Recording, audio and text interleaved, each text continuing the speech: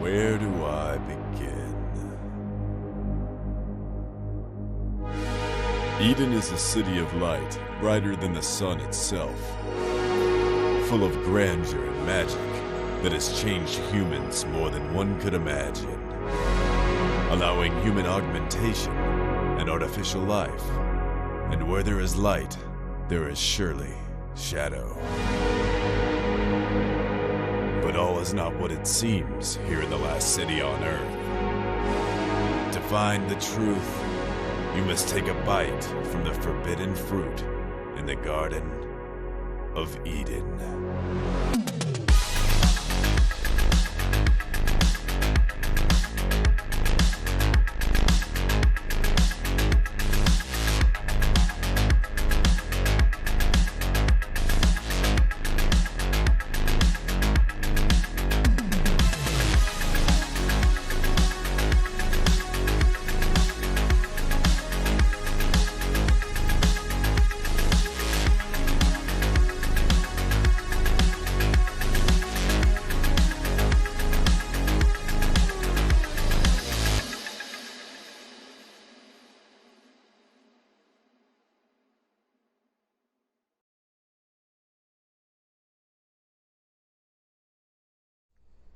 All right, so welcome back. Hope everyone's having a good night or good day, whatever time it is.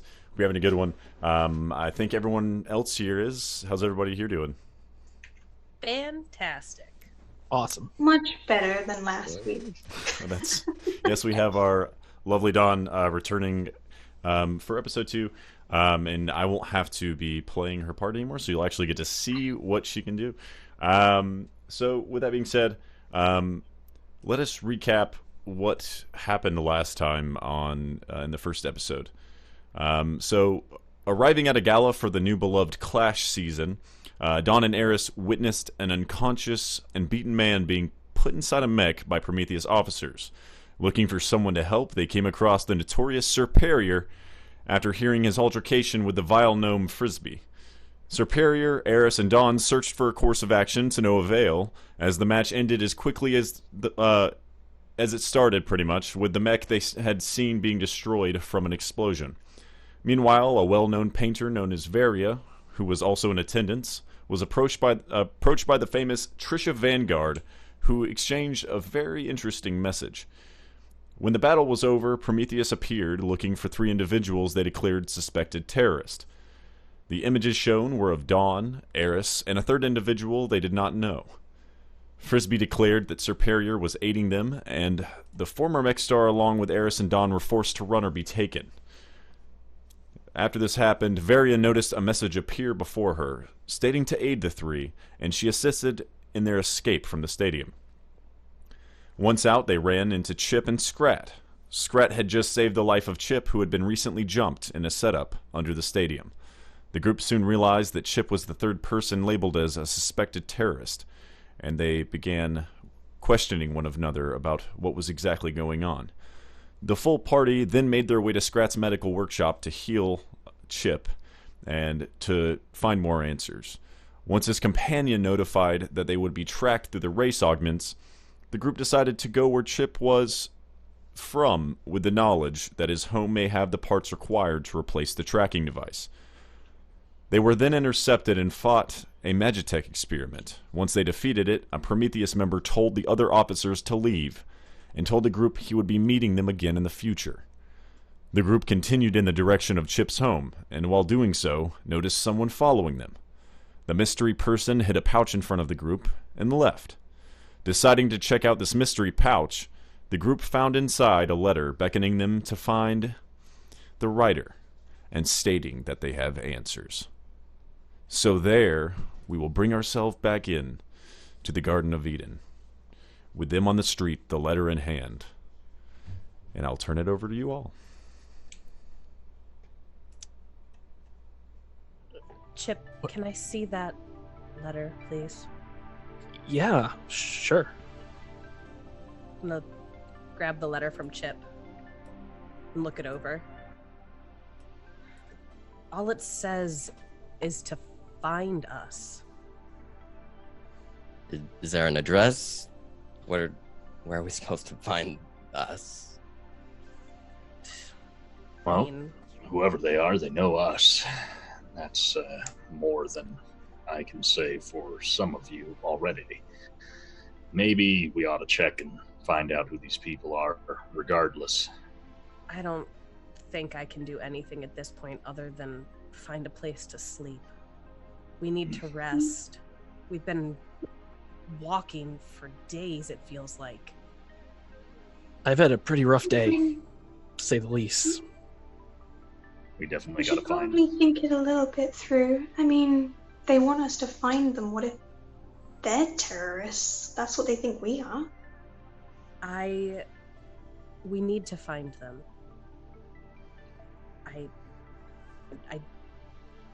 I'd rather know who they are than not. I'm going to take a look at this bag and examine it a little more closely. Upon further inspection, you can tell that it doesn't have any odd properties about its way it was made or anything like that. There's no hidden compartments or any devices stored inside. Well, I found a bag. Does anyone want a bag? Well, don't. You keep that. Okay. yeah. Scrat, you said that there was a man who you worked on that might have a base that we could use. Yeah. Some guy I saved. Name started with an L. He has a lead basement apparently. Yeah. You Find said him. your operation went pretty decent, but something about replacing a piece of him. Maybe we can find him based off the augment you installed. Pock comes up and kind of starts talking to everyone and says, while I don't have an exact recollection of his name or anything like that, I do remember the piece that was installed. It was a very specific job. He had lost all of his fingers, and we replaced them with how do I say this? I guess folding blades, but they were in a style that could be lengthened or shortened, but they always stuck out as blades. That's fantastic. Sounds pretty useful. Sounds like we're mixing with the wrong sort. But then again, I'm surrounded by you lot already, so... Yeah, that's what I meant. Wrong sort. Yeah. Well, with an aug like that, how many people do you figure have something like that? We ought to get moving and see if we can find this man. Because if I don't rest soon, I'm going to keel over. Hear you there. Did I get a good look at who dropped the bag? Did I see them at all? I believe... I can't exactly remember who was the person to see them. I think it might have been Chip. Yeah, there you go. Chip was the one who mainly saw them, but he did describe to everyone that from what he could tell, you couldn't exactly see who it was. No, just very specific features were being shown. It was just what looked to be a middle-height girl. Okay. And I'm just going to throw this out there, guys. We know we're not the terrorists, right? I mean, Well, I know I'm know not the that. terrorist. I'm I'm not not sure a about terrorist. you, but Hey, Dawn and Eris, I mean, are you terrorists? No, we're not terrorists. We were with Sir, and he's not a terrorist. well, I mean, These questions are great and all, but until we're in a safe place, why don't we shelve this discussion? it's a good idea. Let's get going. How do we know where we're going is a safe place? How do we know we can trust you? And he points at Scrat, and I don't know if Pock is still visible, but if she's visible, he's pointing at her. Don't you worry about Scrat. Scrat's a good man. He saved my life. If And you mine. trust him, then I trust him. hey, I don't know any of you either. But here I am. Here we are. For some reason. I've Mm. been All right, told let's go to then. trust you, so let's Let's go. All right, so you guys all start heading over in the direction that you were continuing that way as you started this discussion. And whenever you guys get close enough to where you're near the area that you guys believe the person of interest is around or maybe around, it has been a couple more hours, so you guys are getting really, really tired. You haven't taken another point of exhaustion yet, but it's getting to a point where some of you are maybe even starting to almost fall asleep while you're walking. I'm gonna kind of buddy up next to Scrat and say, "Hey, look, Hey. stop nodding off there, bud. We got to make it. It's just a little bit further." It's at this point that you have entered a district, the district that you're going to, and whenever you enter the district limit, kind of right where it starts peeling in, you start noticing a completely different aura of people, and the streets are just flooded in this area. Even though the time is a little odd, we'll say that it's around 7 in the morning, 8 in the morning, and even though it's kind of early, you know, this part of town that's a little closer towards the stadium is generally not awake this time as much, but there just seems to be a flurry of people bustling around, going everywhere in a hurry. Seems different. Yeah, it's real busy for early in the morning. Does anyone know where we are? Maybe someone can look it up on their Ava. Could I do like a I'm trying to think back, like, do I know the schedule of this area? This area is one that you kind of go by on your way to the stadium. You guys are kind of making your way past the stadium again from here.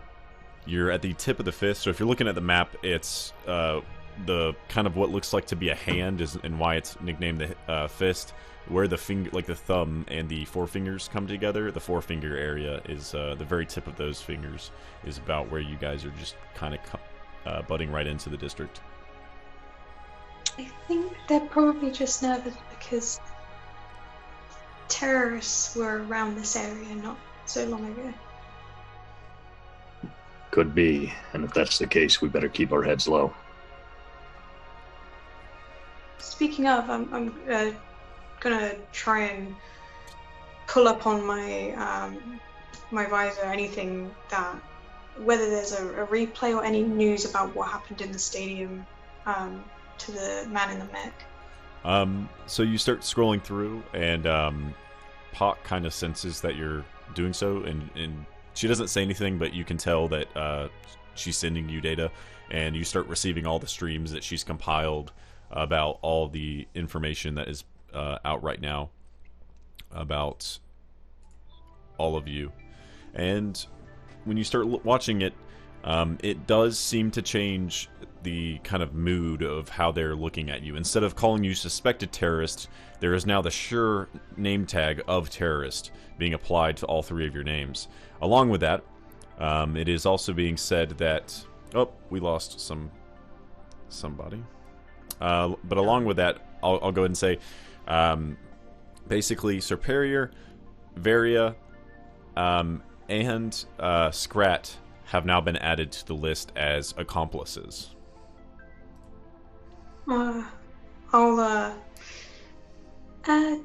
So we're not suspected terrorists anymore, which is a good thing. But now we apparently are, and you guys are on there now too. So real quick, I need to fix everybody's thing. So we need to come back in the order in which you guys came in earlier. So this isn't going to be the actual normal order. So if everybody turns off their video. Who came into the call first today? I believe it might have been Superior. Yep, okay. So next up, I believe, is Mandy and Bova. Actually,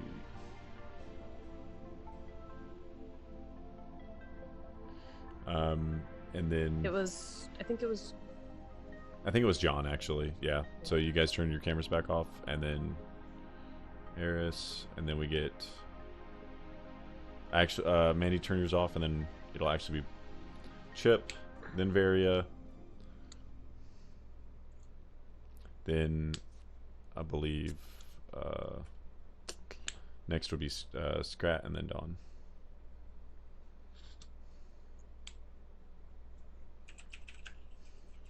Alright, so it's still messed up. I don't know why it moved people's cameras around just a little bit.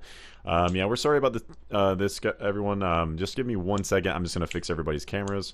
But go ahead and continue role-playing, since this is kind of a moment for you guys to have discussion. Just go ahead and continue, and I'll just fix it in the meantime. Yeah, we're all on the list now. Well, welcome to the club.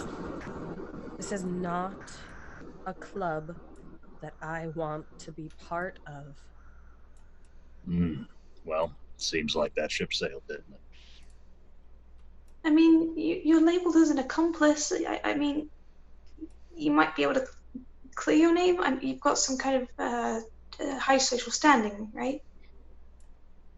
I've worked so hard to cultivate and get the level of fame as an artist, and for all of this to be thrown away for people I don't even know. Do you understand what that means? You want people to know you? Yes. Why? Because fame brings money, and money lets you do what you need to do. Oh, okay. Yeah, well, it brings with it a lot more trouble than it's worth anyway, so count your lucky stars. You would know all about that, wouldn't you, Sir Perrier? Yeah, I would have an idea about it. That's why I'm telling you now. You're better off. But I can tell the sting of everything being fresh in your head is still knocking around for you. At some point, you may come to a realization that things are better off this way. And that's what I hope. Can you do one of those crazy art pieces that are like real life, where you go, I staged a thing? You want me to do some graffiti? I mean, you could. I was thinking more like that the whole thing of us all being there was a social art piece. You don't know much about art, do you, Dawn? Not at all. Well, I mean, I can't do anything right now because you all are about to fall down. You're all exhausted. I'm exhausted myself. We need to keep moving, and we need to just try to figure out how we're going to get through this area that is full of bustling people at 7 o'clock in the morning. If we keep our heads low, nobody really wants to mess with us, do they? And, well, the guards already let us go, so I'm hoping her won't be after us right now. But, it's at this point you're interrupted by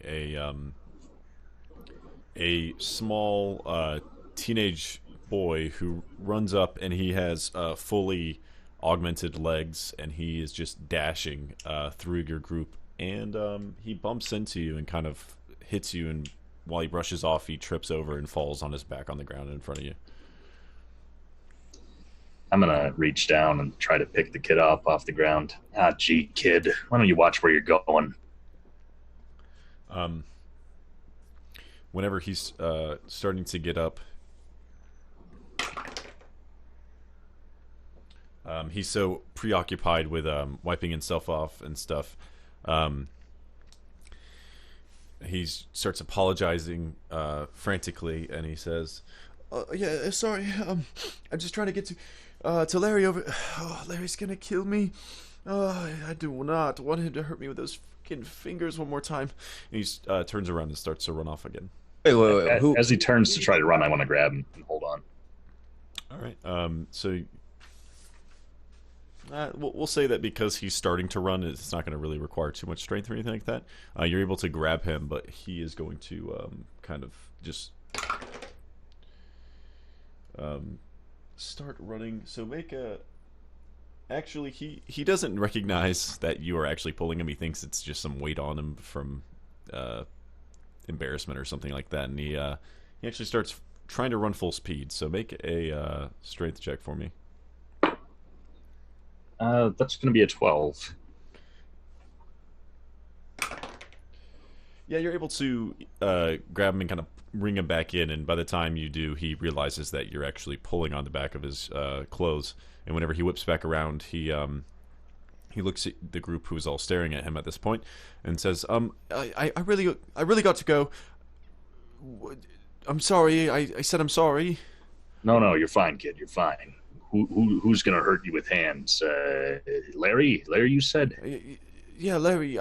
Speaking of which, I gotta go. I don't want to get. Does he happen to have knives for hands? Knives for hands? That would be ridiculous. For fingers, yes. All right, looks like that guy. Well, I got good news, kid. You can show us where to go to meet Mr. Larry, and I'll make sure Mr. Larry don't hurt you no more. His eyes get wide. And he says, no, it's not like that, sir. It's my own fault. It's really, it's not like he hurts me randomly or anything. It's really when I just fuck up. And he looks down and he kind of like kicks the dust, and he says, he's gonna let me have it this one. I'm not supposed to bring anyone back to Larry's, so I don't think I can take you. I'm gonna puff out my chest a little bit, stand next to Superior, try and almost copy his stance. Just don't worry, we'll make sure that he can't hurt you for anything you've done. Yeah. And she kind of looks and wants approval. He'll look over and kind of nod his head a little bit. Yeah, kid, don't worry. Look, we got business with Mr. Larry anyhow, and I know you don't want to take us, but Varia, maybe you can talk some sense into the kid. Superior, go ahead and roll me a persuasion with advantage from Dawn's help. Ooh, that's going to be 20, dirty 20. All right. He kind of realizes that you're not probably going to let him leave, and upon this realization, he kind of looks around at the whole group and says, so what's your business with Larry then? We want to sleep in his house.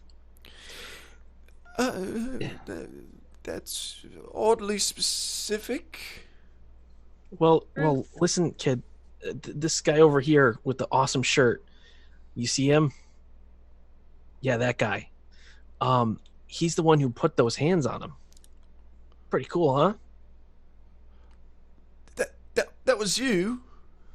Yeah, you want some scissor hands too? Oh, no. I've seen him try to grab glasses before. That's no way. No way. That would be inconvenient, yeah. So Doc just wants to do a little checkup. Oh. And he looks around.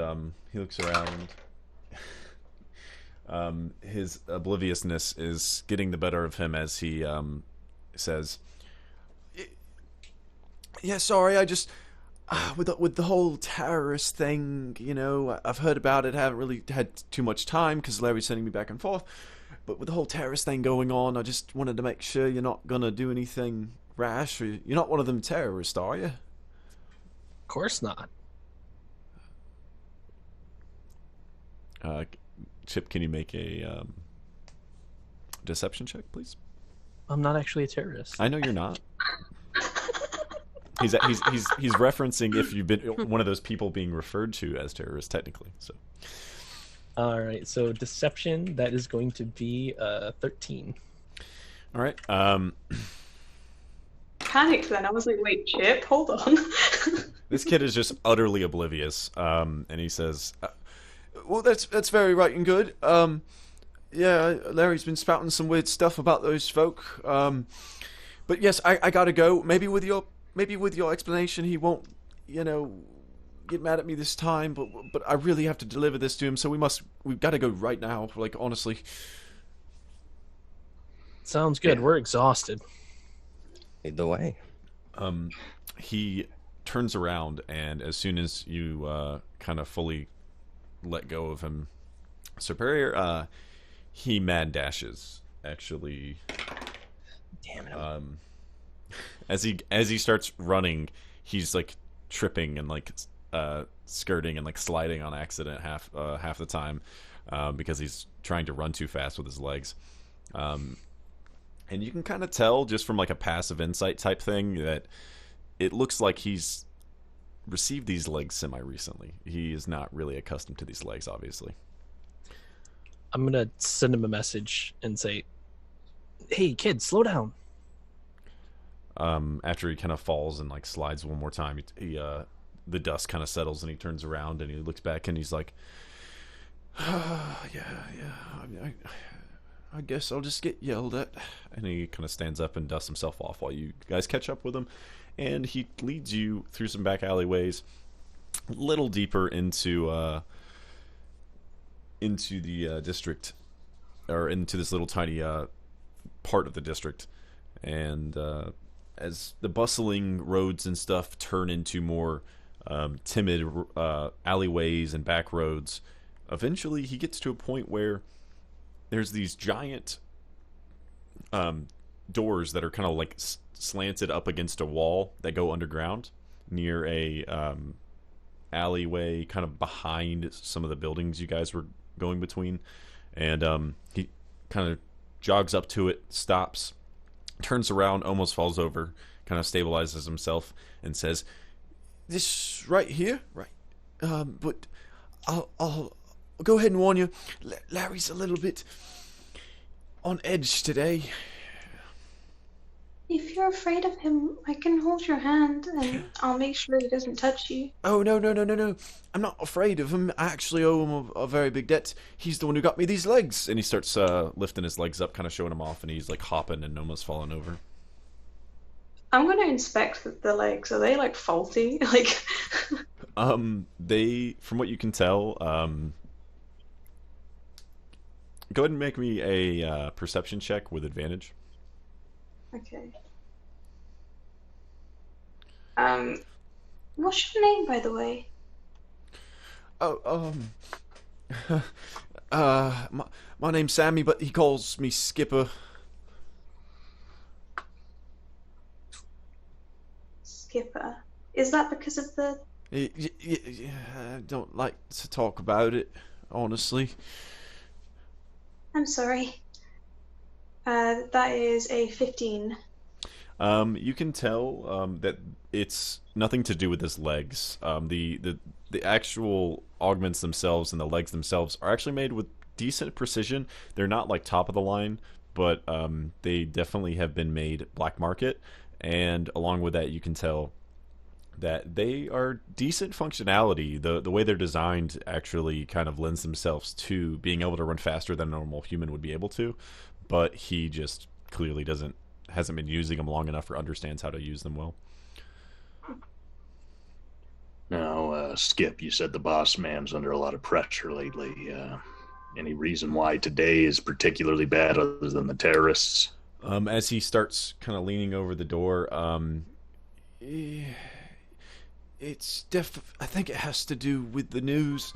Honestly, he's been ranting and rambling about some stuff. I can't really make sense of most of it.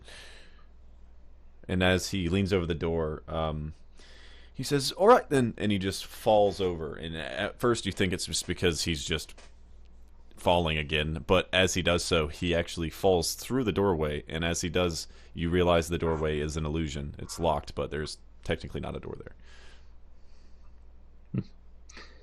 I suppose I will attempt to follow him through the door, yeah. Okay. Sure. So, I'll follow right behind. so how are you kind of going into the doorway. I'm gonna do the same thing he did.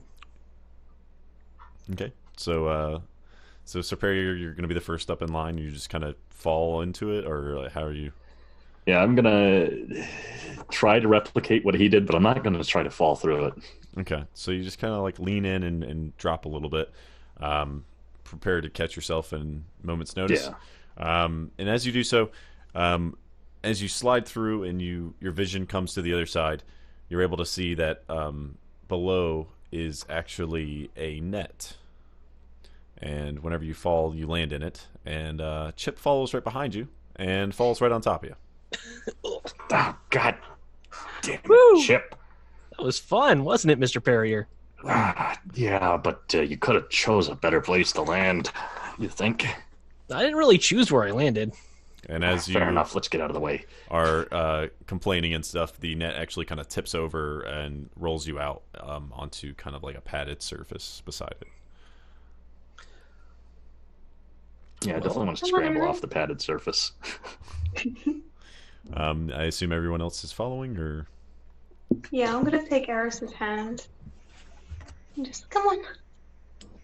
Eris is going to look back and make sure that Fluffy can fit through the entrance. Yes, it is big enough. It does seem big enough that if she kind of squeezes, she can drop in. All right, Dawn, let's do this. And Eris is going to kind of whistle at Fluffy to kind of signal it to follow. All right. So as they're doing this, Varia. Before I go in, I'm gonna pull Scrat aside. Scrat. Hey, dearie. So, Pock lives inside of you? She doesn't live in me, at least not all the time. She lives in this disc here. She lives in a disc. Yeah, and I pull out from my chest this little disc. What? Yeah, she lives on this thing. In the name of her is she? What? How can you live in a disc? She, a hacker, created her. We can get into that story another time, but she's a rogue AI, is what they're called. She's a what? A rogue AI.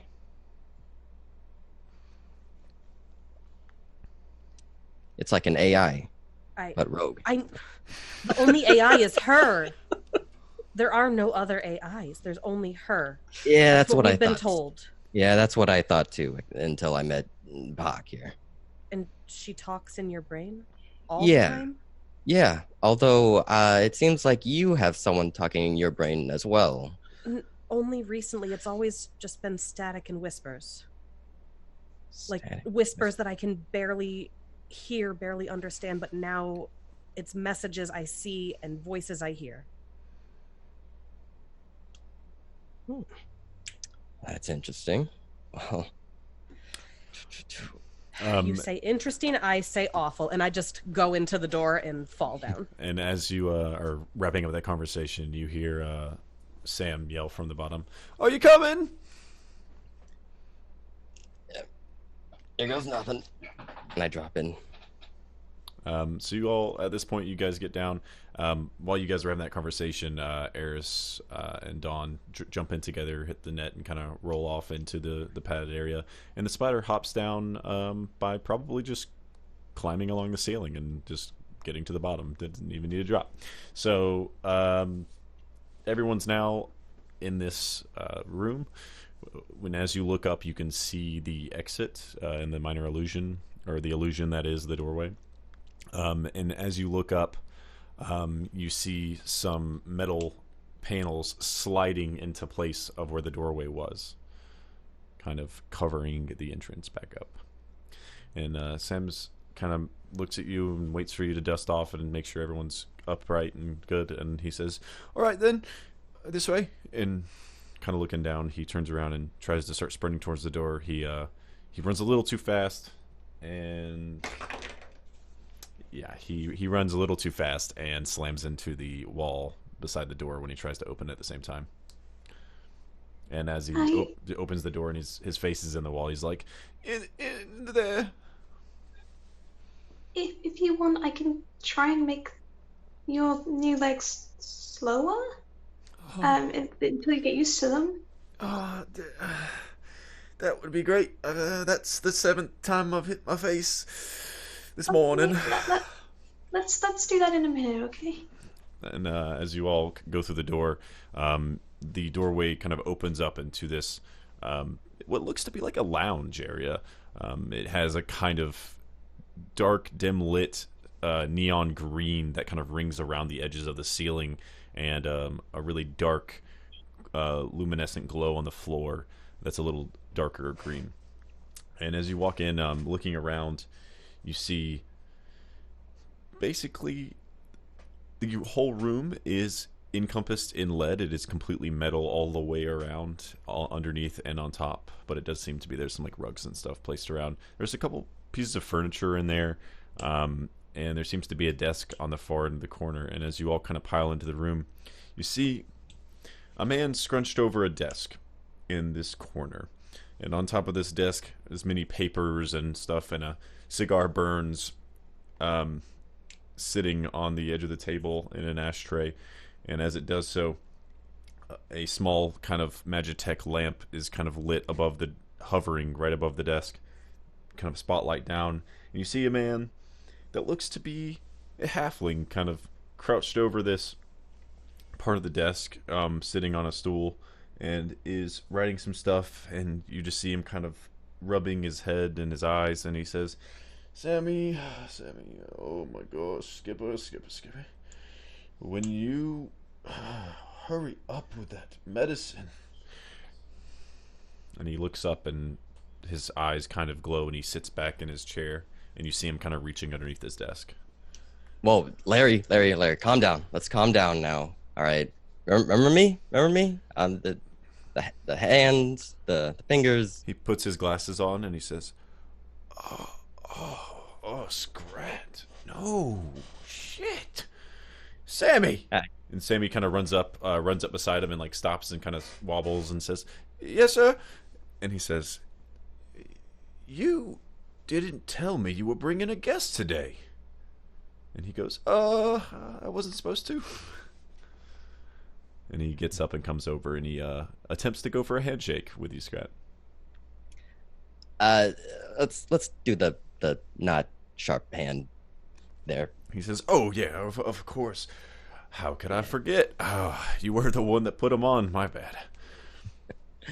How you been, Larry? Oh, I'm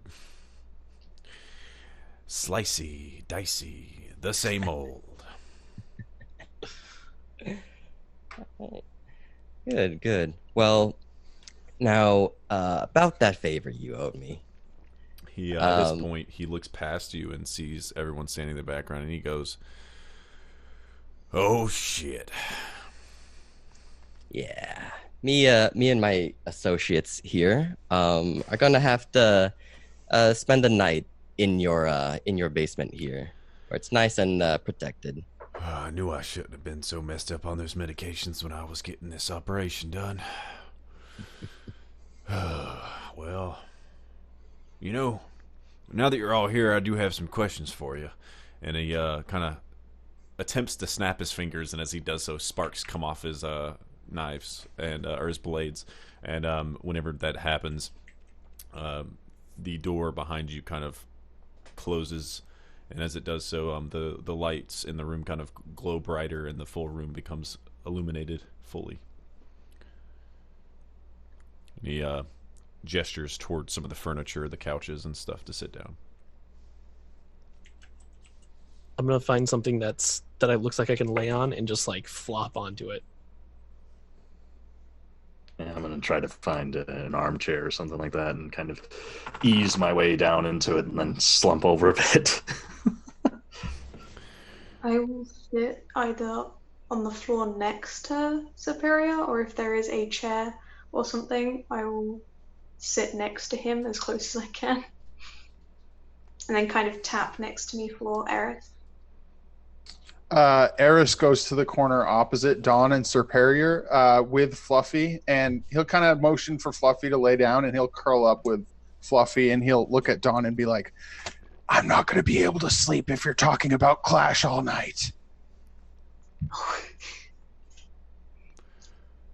Hey, Larry, you got a bathroom down here anywhere? Oh yeah. I see. I'm already boring the piss out of everybody. Damn. Yeah, it's just around the corner. Just head this way. Yeah, it's the only other fucking room. I'm sorry, it's right there. He points to the doorway. All right, I go in there. I'm standing leaning up against a wall, kind of as far away from everybody as I can get, but I'm not sitting. Okay. He looks around as Scrat leaves the room. He looks around. He says, "Skipper." Yes. You can stop standing at attention. It's not like we're in the military or anything. He sits down and he looks around. He says, "Well, I have a bunch of questions for all of you, but seems that you all are tired." You could say that. A little bit of an understatement, actually. Well, what's that little girl? Or, excuse me, big girl. He looks up at, or he's standing and he's still having to look up at you a little bit. We are a little bit tired, but I'm happy to answer some of your questions as a thank you for letting us stay. Well, to be honest, I have so many questions. I don't want to take away your sleep. Oh, you just get some rest, and whenever you get finished, we'll talk. We'll talk when you wake up. Thank you, Larry. Dawn, by the way. It doesn't matter her name anymore. Turns around, he walks away. All right, and in the bathroom, I'm finally going to do that piss I needed to do. since episode one, since Chip. And I go up to the sink and start washing my face, and I go, Pock, I'm starting to sober up here. What the fuck did we get ourselves into? I have a feeling this isn't going to be exactly easy, but if they're innocent, we can't just feed them to Prometheus. Yeah, you're right. Fine. Okay. But they start dying, I'm not going down with them. And then I go out and rejoin them. All right. So you come out, and I'm pretty sure almost everyone's passed out at this point. If you're not, go ahead and let me know, because I'm assuming not everyone... yet. All I'm right. waiting until everybody else is asleep. I'll fall asleep. Of course. I go to bed. All right. So everyone is now fast asleep except for Varia. And Skipper is in the corner just staring at everyone. And every once in a while, he'll look over to Larry, and Larry will shoo him away and keep writing on his desk.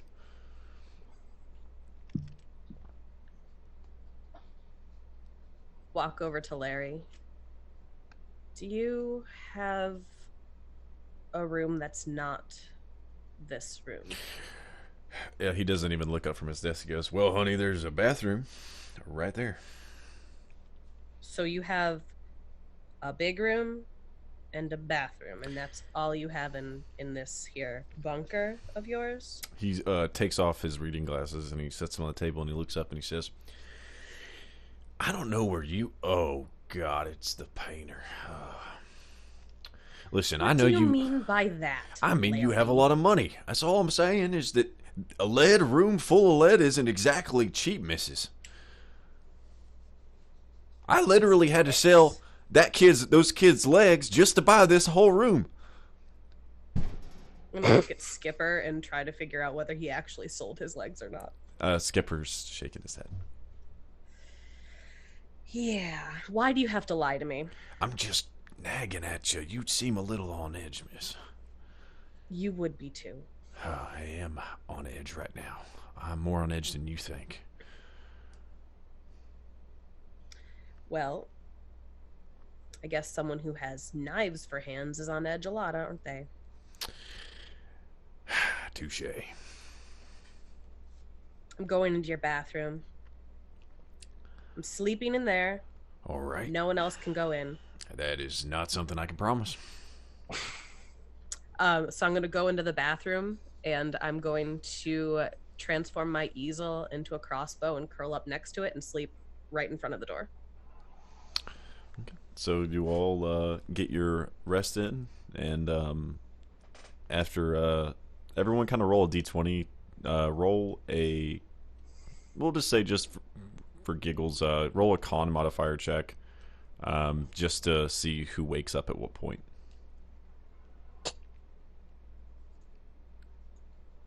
Dirty 20. It'll be a 7. That's a nat one. 21. 11. I never wake up. 14. Okay, so increments of 5. If you're 20 to 15, you woke up first, etc. So did anyone wake up in the 15 to 20? I'm 21. You were never asleep. You're up first. Just kidding. So yeah, everybody in that batch is waking up kind of roughly at the same time, and you can't really tell what time of day it is. Obviously, it's a full encased room. Right when I wake up, I'm going to try to go to the bathroom. All right. You get to the door, and you notice that as you start to open it, there is something in the way. Well, this is a heavy door. Hello?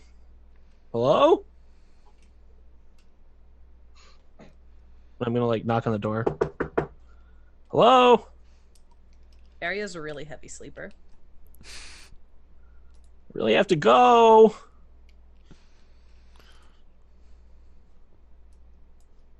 All right. I'll hold it. I just kind of sit down next to the door, waiting for whoever's in there to come out. When Eris wakes up, he looks over to see how close Dawn and Sir Perrier have gotten in the night. I mean, if I was sat on the floor, I probably would have had her head maybe on his knee, just drooling in her sleep, just uncomfortably close.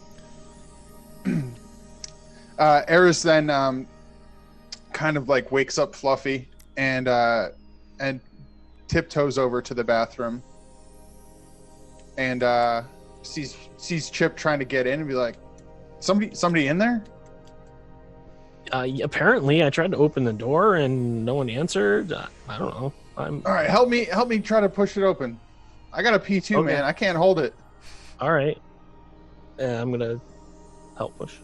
All right. So, Varia, make a, I guess just make a strength saving throw to see if you get completely bashed in with this door, or if you're able to resist. Yeah, no, I got a 7. Well, you kind of slam it into her head a little bit, and I don't know how you react to that. Hit my head. I'm gonna do almost a back roll and come up on my knee, pointing the crossbow at the two of them. This is a real artistic place to spend the night. But I gotta use the bathroom, so if you could just move to the right 2 feet and maybe point your crossbow 2 feet that way. I would say it's artsy fartsy. You want me to? Okay. All right. I'm awake. Thank you for waking me up with a door to the face. You're welcome. And Eris runs into the bathroom. And I walk out of the bathroom. Hey, I was here first, Eris. Yeah, but you were talking. Varia, why were you in the bathroom? That doesn't make any sense. It was safer to sleep there. Okay. I guess. There was a door in between me and everybody else. I think at this point, anybody who wasn't awake is probably getting woken up from all the arguing and door slamming and stuff. Yeah. Oh, what? Hey, Dawn, get out of here. Go on. Sorry. Yeah, no problem. Just maybe next time, don't get so close. Sorry, I'm used to Eris. He likes cuddles. Yeah, no problem. What's all the yelling going on? I'm trying to rest. Well, I heard something about pee. They just gave me a concussion. Not really, but it felt like it for a second there. So... What'd they do that for? What did you do? Well, I was sleeping. I didn't do anything. It's what they did. They bashed a door into my face. They being? I was What? sleeping in the bathroom. I don't even want to know the answer to this. I'm gonna walk over to Scrat and kind of like kick up. Scrat, are you gonna wake up? Oh, hey, hi, hey, yeah, hey, morning, hey, what's for breakfast? That's a good question. Where's Larry? I look around trying to find Larry. He kind of is been in the corner behind his desk, kind of laying down on the floor with a blanket rolled up behind him, kind of using it as a pillow. And at this point, he gets up. He has been awake the whole time, if anyone would have noticed. And he gets up and kind of reaches into the desk and grabs a bottle and pulls it out and pours himself a drink.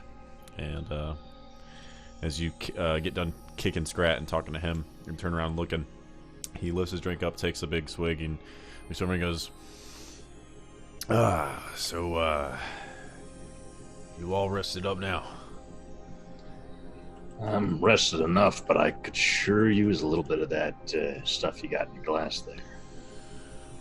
I concur. Well, help yourselves. So, yeah, pulls 2 more glasses out and sets them on the desk. Sam kind of like looks over, like kind of raising his hand a little bit, and he just shakes his head and closes the drawer. While this is going on, I'm gonna head over to Sammy and just kind of rummage and just kind of pull out from like my pockets just like odd tools and bits and bobs and just kind of I know it's early, but I do some of my best work now. Do you want me to have a try on your legs? He says, well, I have to, I gotta, he looks over at Larry, and Larry says, well, if it'll help you get back faster than you've been getting back these last couple days, then I don't see the harm in it. and he shakes his head and kind of smiles at you. I can probably install some sort of software into them that maybe after a few days it will gradually get faster and back on track, so I won't have to redo it again. All right, so yes, spend some time. Go ahead and roll an intelligence based check and make that with advantage. And while you're doing that, that's going to take some time. So while she starts on this, you guys can continue to do whatever you were doing. You said you had some questions for us? Oh, yeah, plenty of them. And he sits down and on the couch. Looks Are you around. going to ask the questions? Well, this time are you going to fall asleep?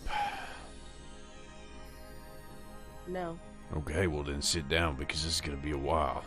I don't like to sit.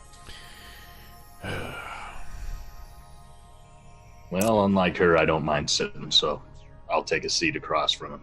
All right. He says, At this point, Eris comes out of the bathroom, and he's walking up. He hears her say, I don't like to sit. And Eris says, yeah, she likes lying on bathroom floors instead, so if you got one of those handy. Where you were last night? Chris, And I head towards the bathroom. you're lucky I have a soft spot for halflings. Eris reaches out to like fist bump Chip on his way past.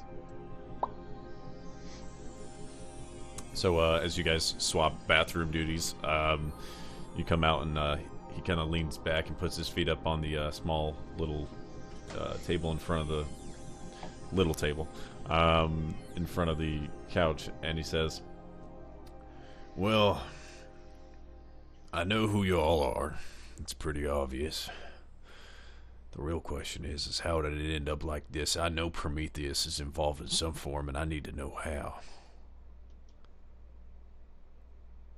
But before all that, Scrat, you got any more of that medicine? Because I've been having Sam run around for it, and these fingers hurt like hell." Oh, yeah.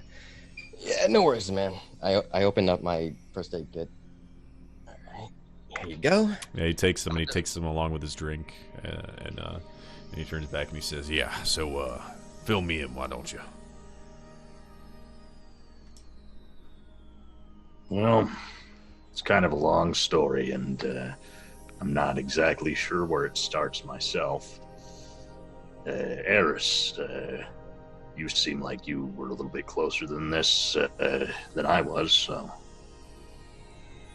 Yeah, from what I can tell, me and Don kind of got set up. I got these tickets from my work.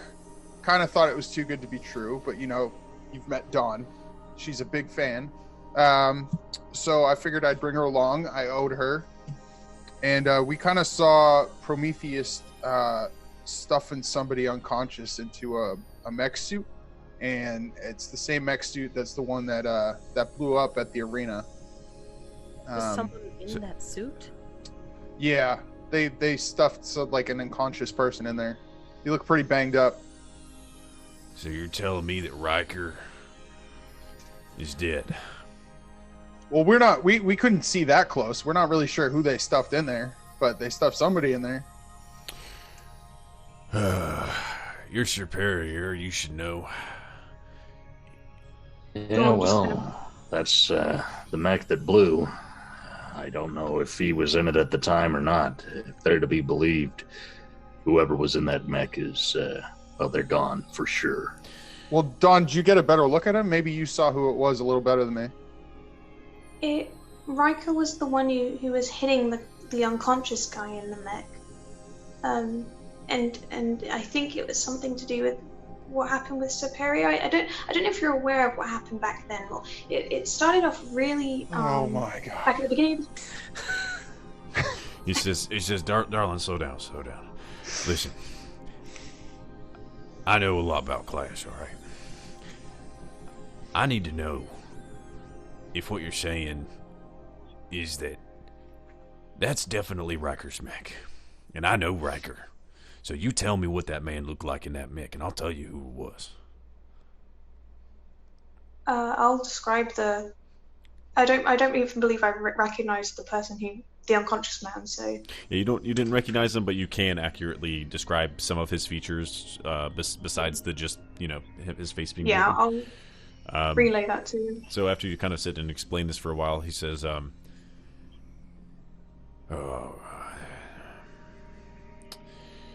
yeah, that was Riker, all right. See, Scrat, we have a big issue here. That's not just some normal cover-up type bullshit. That right there, Riker. Yeah, I know where he's from. Like, who's this Riker? I don't watch Clash. I don't know who. Yeah, he's not a big Clash player, but what he is a big player of is the game Prometheus. He's been playing the game against Prometheus for a while now. You see, me and him went way back. He went. That's not important. What is important, though, is that Riker was, for the last year or two, he's been part of some group calling themselves a resistance. So sorry. Back up a little bit. So Riker was the one who was stuffing people into the mech? No, Riker stuffed them in the mech? Riker was the one in the mech. Riker was the one okay. who attacked the guy, the unconscious guy. No. Riker was the unconscious guy. Oh, my bad. I got that the wrong way. No, it's cool. Yeah, I was trying to... Okay, that's why I got confused. No, it's cool. Yeah, so Riker was the unconscious guy, and after you described it, even if your character was confused, after you describe the character that was unconscious, he said that was Riker. in the mech. And then, yeah, so continue. Sorry, my bad. Thanks for asking for clarification. I'm going to come out of the I bathroom. actually asked that in character too. It's hard to tell. Yeah, that's valid. So I'm going to come out of the bathroom at this point and go, what'd I miss? Questions, bud. Time to sit down and get some answers. Okay. Fellow that blew up in that mech, turns out might have been Riker, part of something called the Resistance. Speaking of Resistance, who's got that note? I do. I don't know if it has anything to do with the Resistance, but here, and I'll hand it over to Superior. I'll take the note and say, well, you're right. I don't know if it has anything to do with the Resistance, but I'm trying to think of who would want to help out a group of terrorists. And I'll unfold the note and show it to Larry and say, you got any idea who might have wrote that to us, or if not, anything? Well, see, that's not just... Their name isn't the Resistance. They call themselves a Resistance. From what I remember about him rambling, I think he said the group's name was something... I think it was The Awakening. I was always talking about the truth and lies and stuff. I'm not exactly sure.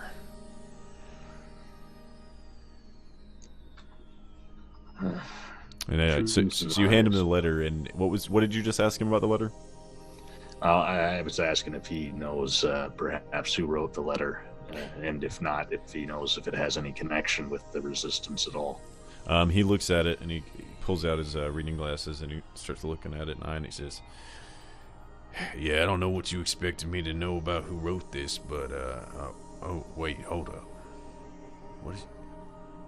Oh, shit. Well... Yeah, those last lines are something that Riker used to say all the time. Damn it, I thought it was just him being a kook, but... There must have been more of them. This must be somebody from his group. Well, it sounds like we know some of the same people then. How did you know Riker so well? Well, we grew up together. We considered each other kind of brothers, you see. I've been, ever since his death, it's been tearing me up.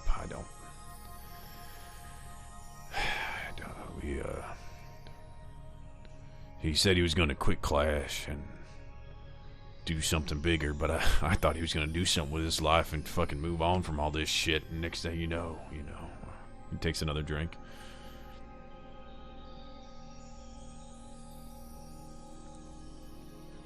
Yeah, that's how these... Go ahead, Varia. Did he ever say where the Awakening could be found? Did he ever give you any indication of where we can find these answers? I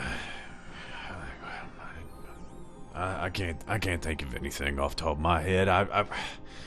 You got to understand that just because we were close doesn't mean that he didn't tell me this kind of stuff. This stuff literally has the whole city looking for you all. You really think that he would be telling me stuff like this if I wasn't even involved? How do we know you're not involved? Look, if I was... Makes a good point. A man with a lead bunker. I got this bunker because Riker told me that if I didn't, there might be people looking for me eventually. He's the one who bought it. I didn't even really use it until after he died. Once I realized it was that serious, I didn't want to take no chances. Do I believe? Well, I can't say that I trust you all that much, but... If you're questioning him, go ahead and roll an insight check in terms of trying to determine. Let's see. That'll be 16 on my part. So you said 23? All right. You can tell that while what he's saying is true, there is something he's evading talking about.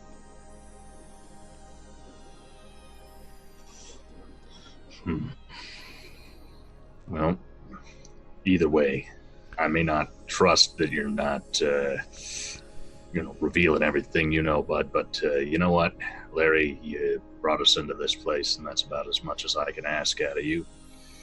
If you could get a message to some of the people that Riker knew, or maybe try to find out from them whether they got a meeting place, that'd be about all I could ask from you.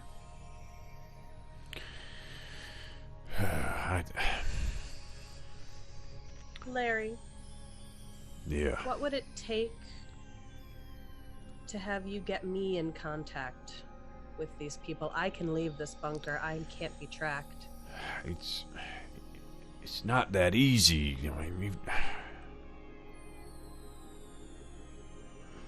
I don't.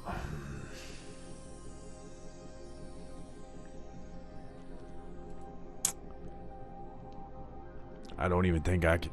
I don't even think they're gonna. When did they give you this letter? A little bit before we arrived here yesterday. A couple hours, maybe. Well, were you? It was just dropped on the ground. He sits up like immediate when he hears this. He sits up immediately and says, "Are you? Did you come straight? Here? Oh, God! No, damn it!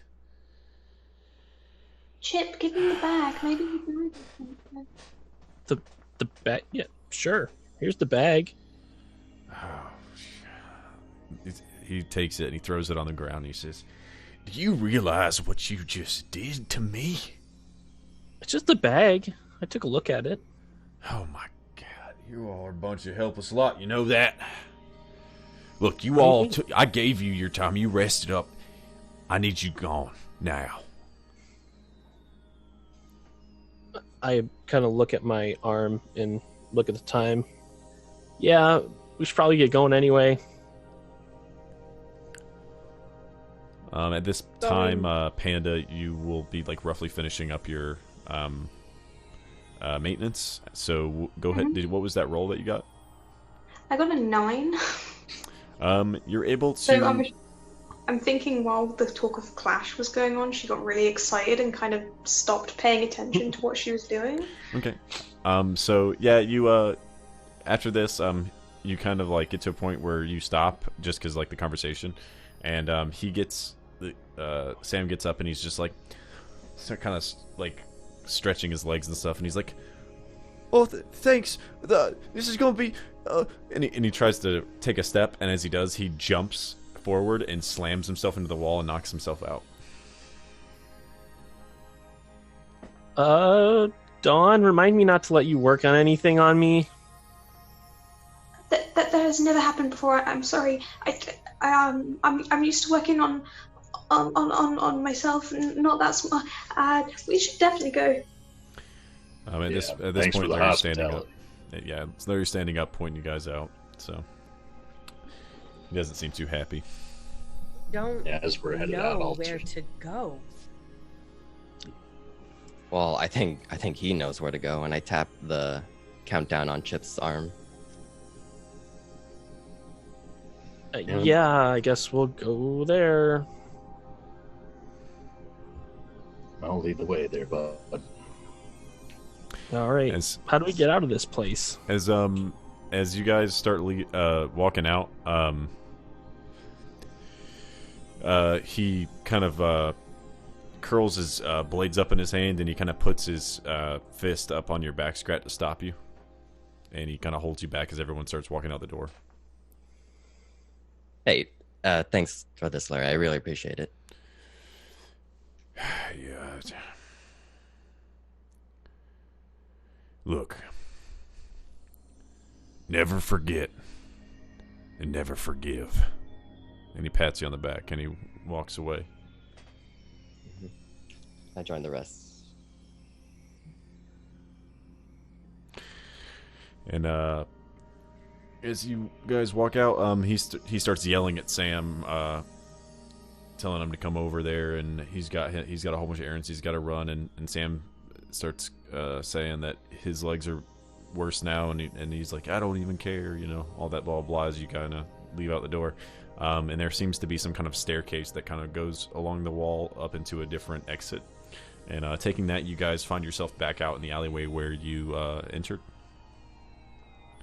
On the way up, I'm gonna pull Eris aside a little bit. Just that that's never happened before, right? Like you've seen me do good stuff, right? Yeah, of course. It's not your fault. Yeah, I've never done. Can you to make sure that can you tell Superior that? Because I feel like it wouldn't really work if it came from me, but I don't want him thinking that I'm bad at that because I'm really good at that. I just don't know what happened. Yeah. Don't worry, I got you. So I saw you drooled on his leg a little bit, Dawn. I do that when I sleep. Yeah, all the time. I got a fresh stain every morning.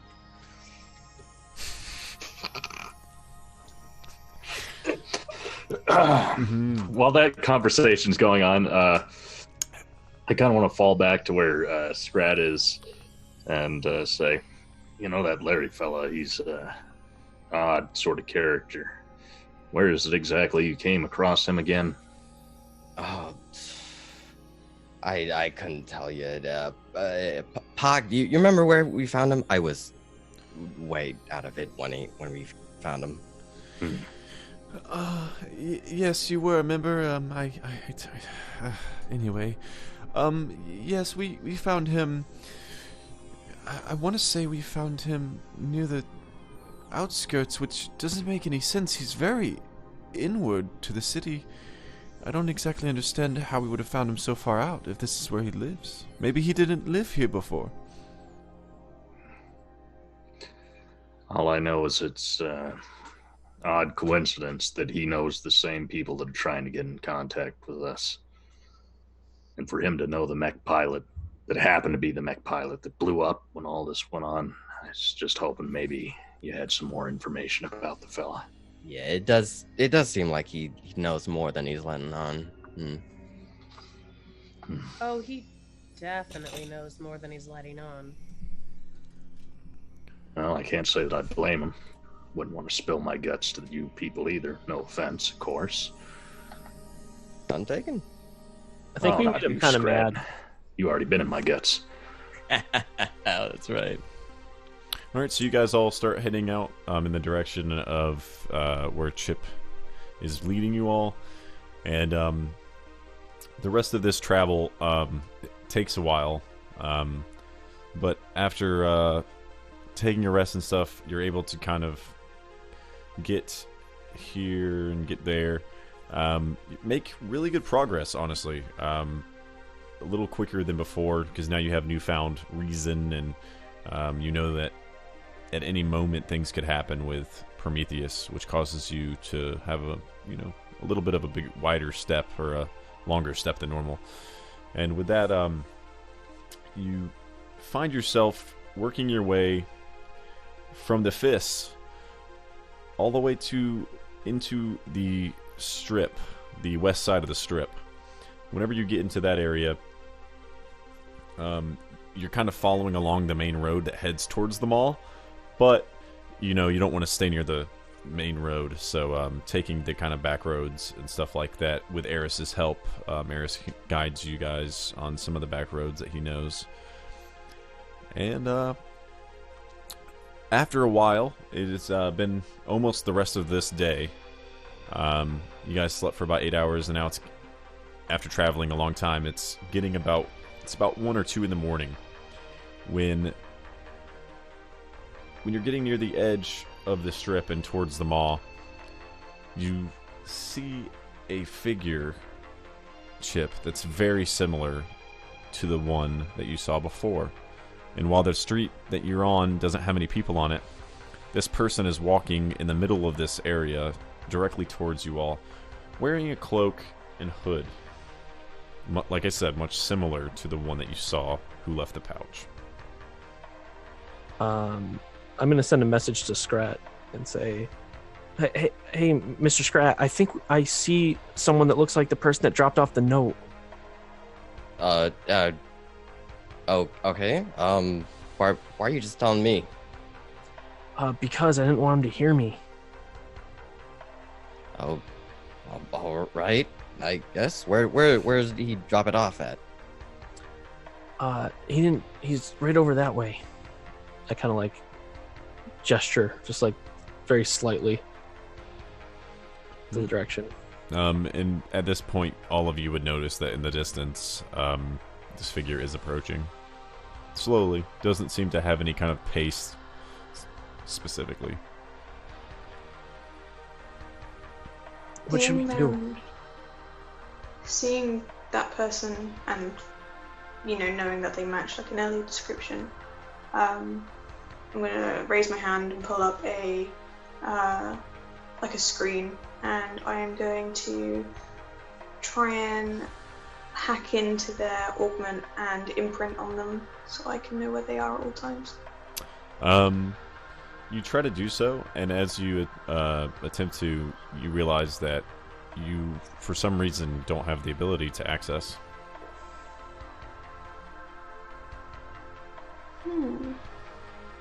I don't know why I can't follow them, guys. And as you do this, and you say this, the figure then takes a pouch out, very similar to like the other one does, sets this pouch on the street, this time in the open, and disappears into a nearby alley.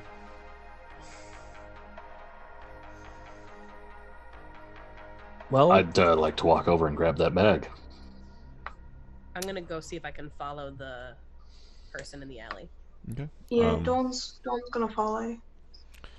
So, Superior, when you get up to the bag, they are kind of like dipping and running after into the alleyway to see if they can see where this figure went. And basically, you reach down and grab the bag, and when you open it, there is another letter inside. And can I read that letter? Yes. Reading the letter, it says that all it says is, "We hope you did not have your opinion swayed. Are you still interested?"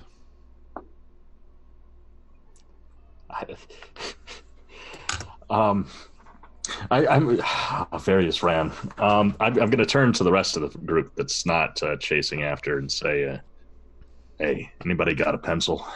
Something to write with?" Yeah, I do. Do you need it to be like secret, or is it okay if people know what it says?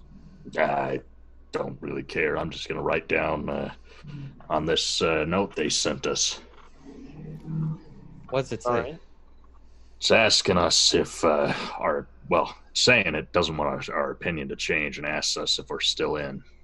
I was just going to write down that we're still interested in finding out who you are and put it back in the bag, leave it here, unless one of you has a better idea. I didn't realize we were interested in the first place, but all right. I'm interested enough. They know us. That's enough for me to want to know them. Yeah, I mean, the only problem is maybe someone else would find it, right? That's true. But seeing as they can't really prove who wrote the note or anything like that, I don't think it would do us much harm to leave that note for them. Plus, they're leaving it out in the open for us. They must not be worried about it getting recovered. How do they keep getting in front of us and know where we're going and where we are? Might be tracking us through the same augments she does. If that's the case, do we still want to meet her? Or them? Or this group, whoever they are? Well, it's a direction to go, if nothing else. My trouble is, no offense to all of you, I don't know you very well. And while I like having the option of working with you, I'd like to see what other options are on the table. During all this, starting from whenever Varia and Dawn dart off into the alleyway, you're able to see the figure kind of turning a corner up in front of you. I'm gonna see if I can in any way tell that they are maybe an illusion or a hologram of sorts? I'm going to keep a good eye out for any sort of glitches or anything.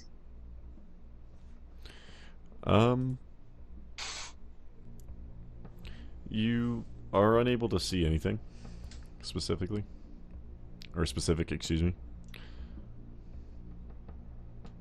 Sorry, this is really weird. It is, but I want to find out who that is. So I'm gonna like book it down the alley to catch up, or to try to catch up and go around the corner. All right. So, Dawn, are you gonna be trying to keep pace? Are you trying to run ahead, or like did you wait for her? Or... I was kind of just strolling, and then seeing her book it, I kind of do like a look back, look at her, and then kind of stay, and then try and call out to you. So she passes you, and Varia just kind of takes off. You keep following her, and you're able to keep up a decent bit. So go ahead and roll a. I just want to give me just a base dex roll to see how fast you're running, like, or how well you're able to maneuver and while maintaining speed. Either if you want to roll an acrobatics for me, that's also acceptable. Both of us or just Varia? Varia. I got a 16 in acrobatics. All right. So you're kind of just running full speed, sprinting, kind of dodging around these corners and having to like hop stuff. Basically, a little bit of parkour here and there. The whole time you're able to keep up decently well with this figure. You actually seem to be gaining speed on them, which is motivating you even more so. How far ahead of me are they? It started out, they were probably about 50 feet out in front of you, maybe 75, and now they're probably about 40. Okay. So you seem to be chasing. Okay. So you keep running through the winding maze that is these back alleys, and you eventually get to a point where you see them standing at the end of a cut-off alley. They're cornered at the very end. I'm going to get to about 30 feet away. And hold my hands up, and then I'm going to, with a flash of bright white blue on the lower part of my arms, use a message to speak. I mean you no harm. I just need to know who you are. So this is all telepathically. The figure is like facing the wall at the end, about 20 feet out from the wall, and is still facing the wall, and kind of like takes a step and widens their stance and kind of leans back just a little bit so you can tell that they heard your message. And the figure does not respond, yet turns around and kind of looks, kind of turns halfway and kind of leans back, and you can't see the face under the hood. And they do not respond. How tall is the figure? Roughly like 5'2", 5'4", something like that. I understand if you don't want to speak to me. But I need answers. I need to know who you are. I need to know who you work with.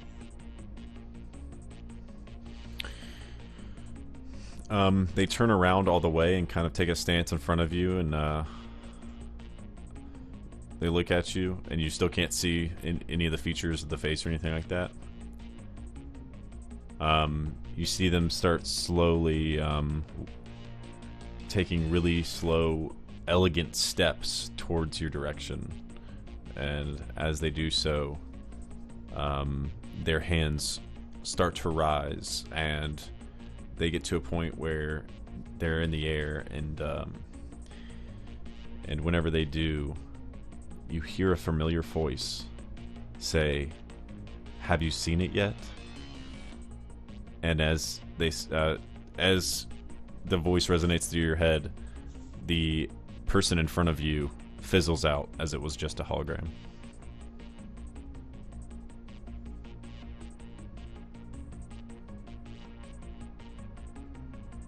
Have I seen what? So I'm gonna look where the hologram was, and then look back down the alley try to see if there's anybody around. Yeah. Roll a history check for me. It's a weird use for history, but we'll make it work. 17.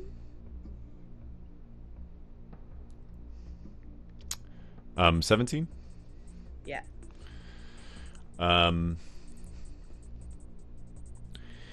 So, as you kind of like look around, wondering what's going on and where this hologram could have came from, etc.,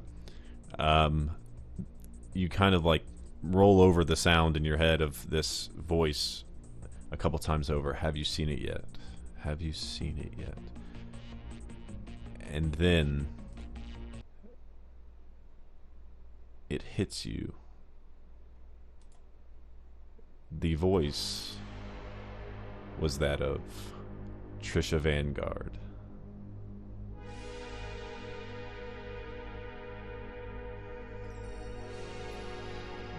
I need to find Trisha. I need to... How do you find the most famous person in Eden? That shouldn't be that hard, right? And I'm gonna try to find my friend, not my friends, but my companions. After a couple seconds, after like turning around and start working your way back, Dawn shows up around the corner. She's out of breath. She's You're really fast. Did they get away? It was a hologram. I think it was Trisha. Trisha Vanguard. Is she a friend of yours? You don't know who Trisha Vanguard is? She's one of the most famous people in Eden. She doesn't play Clash, does she? No, she doesn't. Yeah, play I don't Clash. know. Well, she asked me a question. I don't know the answer. We need Maybe to I find can her. help I with it. need the answers. What was the question? She asked me if I've seen it. Seen what? If I knew the answer to that, I would know the answer to her question.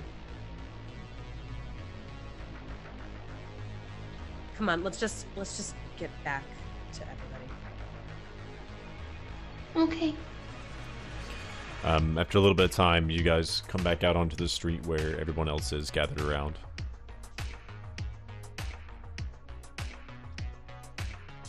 Did you guys find out what the note said? Yeah, I'm working on that right now. It's asking us if we're still interested. I was going to write down that we are, but they're suggesting that maybe we don't want to meet these people. And can I see that note before you write anything on it?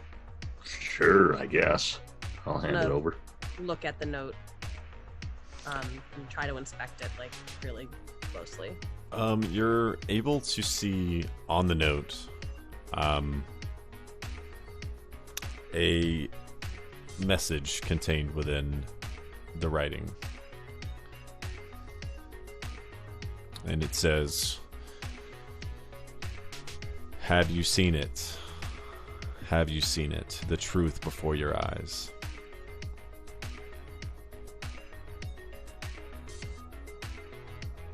Barry, are you okay?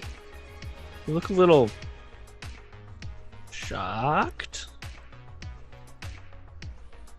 When I chased down the person, the hologram, it asked me if I'd seen it. Eris grabs your arm and he's like, "Oh yeah, I saw it." Yeah, Right me there. too.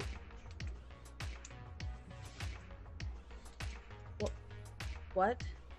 No, I'm just messing with you. Why- I didn't see anything. Why are you touching me? We have fun. Can I see that letter? Sure. And I reluctantly hand the letter to Eris. Eris is gonna read the letter. It says what it originally stated. You do not see this message I just spoke of. Yeah, I'm just gonna lean over and like kneel down to read next to Eris. I assume I see the same thing, probably. Yeah, I pass it up to Dawn as she kind of leans over my shoulder.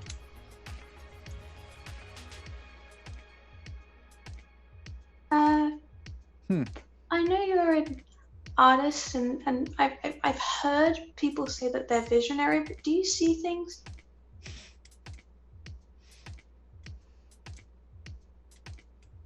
Like, Hear are you things okay? Only recently? No. Yes. You know what? It doesn't matter. It can't matter. Let's go. Let's just Chip, where are we going? Your eyes aren't cybernetic, aren't they?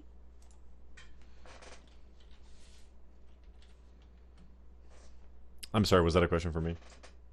No, it was Okay, a good. question for me, and I'm just not answering.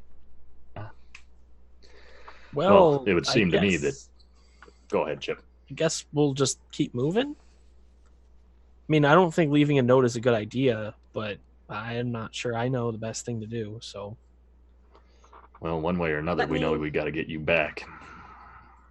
I mean, yeah. let's just leave the note. What harm could it do? All the note says is whether we're in or not. That could be about anything. I can make it look like something else if you want. Wouldn't that be kind of defeating leaving the note for somebody else? Well, I can have it look like something for that person and something different for everyone else. Sure, if it can work. I don't know how these things. How can you do that? Well, check this out. Can you give me that pen back that you gave me? Oh that yeah, you- sure. Thanks. All right, and I'm gonna kind of like there's a little compartment, and I'm gonna like just do some little manipulation of all the circuits in there. Close it back up, and then I'm gonna write a note, and it's gonna say what we wanted to say, but then to everyone else, it's just gonna say free tacos over there. There's just gonna be an arrow pointing that way. And I'm gonna show it to him. What does this say? Well, says same things as before, anyhow. Yeah, and then you can see the message that you guys can see what we wanted to leave, right? Yeah. Everyone else will just say they'll see free tacos that way. Well, I don't know how you pulled it off, but I'll take your word on it, I guess. So, if we're leaving this letter here, is there a reason why we don't just go hide and then wait for them to come get the letter? You guys seem pretty confident someone's going to come get the letter, right? I figure somebody probably will. Yes, The why reason don't we why just... we're not going to wait around is because our buddy here needs to get back to his your father, was it? Yeah, but what if we just wait like an hour? We just go pretend to walk that way, loop around, split up into two, kind of pick up good hiding positions where we can see the letter, and then see if anyone comes for it in the next hour. Well, I don't see any reason not to do that. Seems about as good as anything else we've been doing so far. Yeah, we should have time, I guess. Sure. I mean, we could do that, but they were always ahead of us. Surely they know where we are all the time. She does make a good point there. Donna has a good point. Let's just leave it and get on our way. Mm-hmm. Do I notice anything? I mean, obviously, I'm trying to think about how far away does this go?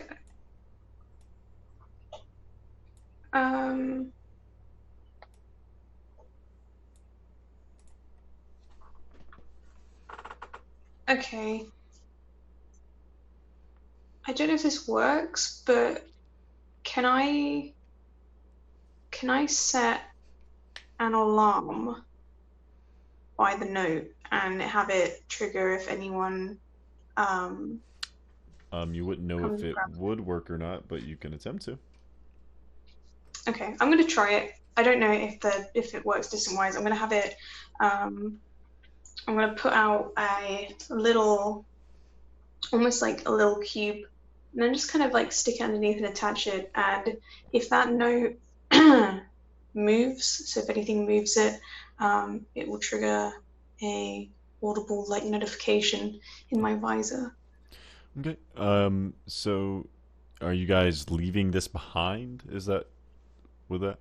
All right. So I believe there is a distance for that. So if you can double check what the distance is. I think I know what the distance is, so I'll kind of go with that unless otherwise noted.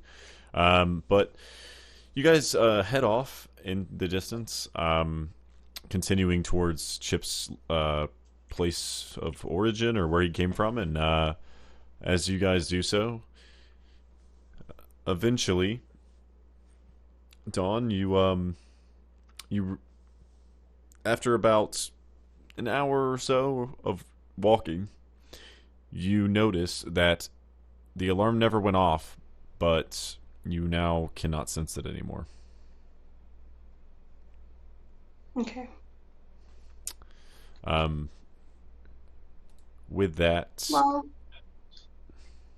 you can't exactly I don't tell know if why. this is- Sorry. Go ahead. I don't know if this is good news or bad news, but nothing triggered the alarm I set. I can't really read much of it anymore. I might have lost connection to it, but it's Well, been like an it was a hour. bit of a long shot, anyhow. Did it just Yeah, I wear guess it out? was a good idea we didn't wait behind, huh? Way to talk me No. down, guys. You guys were right. As we've been walking, Mm-hmm.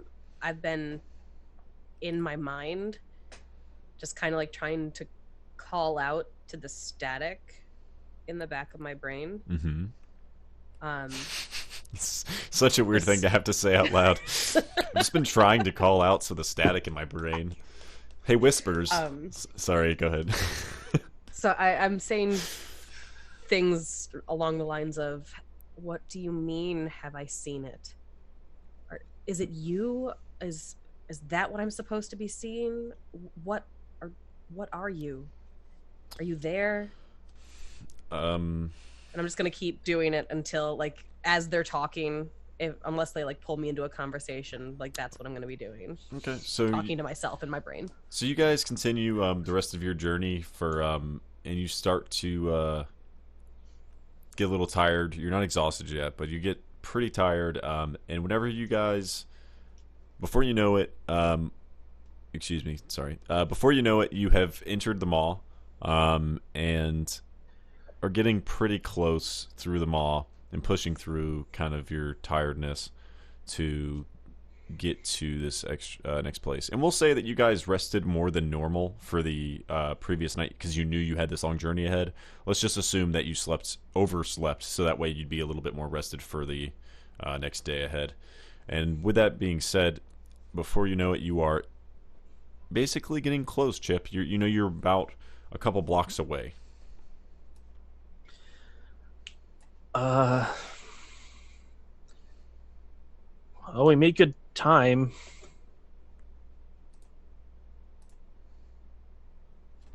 Chip. Well, Chip, I know you're not happy to be back here.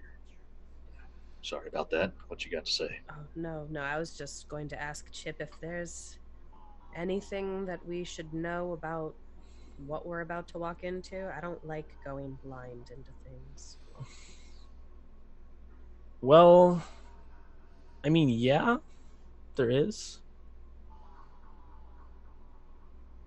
And are you Oh. gonna tell us? Oh, well, I don't really know how to say this, but, let me go first, maybe? I don't know how Father will respond to having you guys come with me. So this Well, the good is news, your Chip. father. What? You just said you don't know if he would how father would respond to this. I said that. Yeah, sure. Yeah, just let me go first and let me talk to him. Well, the good news, Chip, is I'll be behind you every step of the way. Pretty far behind, but I'll be behind, all right? Yeah, Okay. yeah. I'm thinking I'll stay here and wait for you to come get me. You don't seem super confident that you can keep us safe in dealing with your father or whatever. Yeah, I probably shouldn't have said that. I'll be right back, guys. And I'm just gonna kind of go towards it. I'm gonna turn to Scrat. Did you have a father? Everyone's got a father. Like, I mean, biologically, yes, but did you have a father that raised you? Mm-mm. Dawn? No Did one you have a does. father? Why does Chip have a father? There's a lot of questions I got about all of you. I'm sorry, you Chip guys having don't a have father. fathers? Eris, I you mean, do? Yeah. Having a father is a pretty normal thing. Mm-hmm. I think they're referring to the confusion here is that everyone has a father, but they're talking about specifically being raised by them because almost every single person in the city would be raised without their parents because they would be taken away. So that's what they're referring to. If that's confusing you. Yep. I'm confused. Thought we all had fathers. I'm gonna go sit with my spider. Aww. This just turned into a Disney movie for Eris. He's found out he doesn't have one of his parents.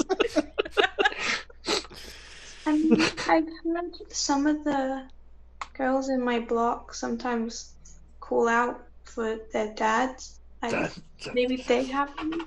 Oh, I don't think that's what they're talking about, sweetheart. that's different. Guys, that's exactly what they're talking about, and don't tell her any different. Sure. Whatever you say, Eris. I mean, one of the poor girls thinks Paris is her dad. Hey, Fluffy, what's going on? I'm gonna put my back up against a wall and like survey the crowd as it's going by, watching for shady characters and whatnot. All right. So you kind of lean up against the wall as they're kind of having this discussion.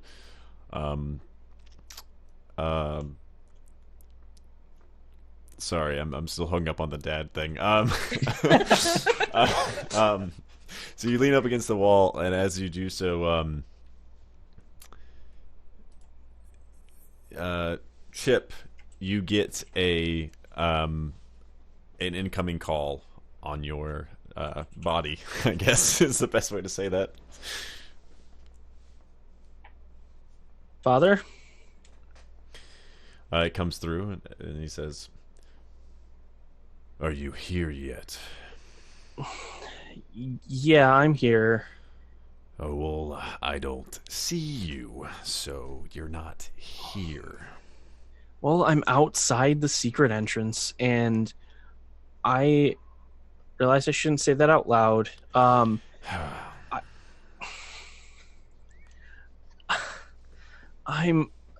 have something to tell you, Father. How could you have messed up any more than you already have? Tell me. Just go ahead and tell me. Well, I'm just saying, you already established it wasn't my fault, so... I mean, yeah. There's a first time for everything, right?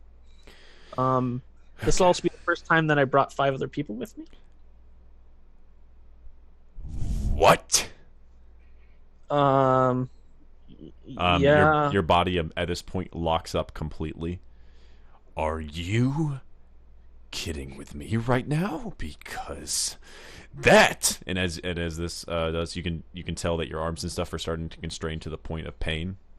And he says, "Is something that I must be overanalyzing, or maybe I don't know the humor these days that you and the others say, but that sounds like a joke to me. It's not a joke. I can explain. Please stop. He lets go of you, and he says, "You are not bringing them inside."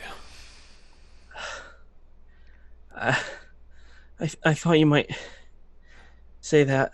What possible reason can you even attempt to give me with your feeble mind to tell me why you would bring strangers into our home? Well, one of them, they call him Scrat. He saved my life, and I was, when I was attacked, and then everyone else kind of just showed up too. Saying it out loud, that's not a great reason. What else? I'm giving you 10 seconds until I fully shut you down and get you myself. 10. Okay, I can't think when you're counting. 9. I said I can't think when you're counting. 8. You better give me a damn good reason. Okay, because they all think we're terrorists together, so I didn't have anywhere else to go. We have to take out the tracking. Are you... Give me 1 second.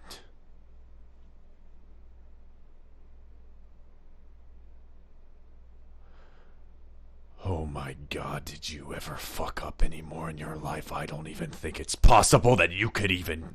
You didn't tell me that not only did you get set up, that now there is a image of your face going all over the news. Did they get my good side? At this point, you go unconscious.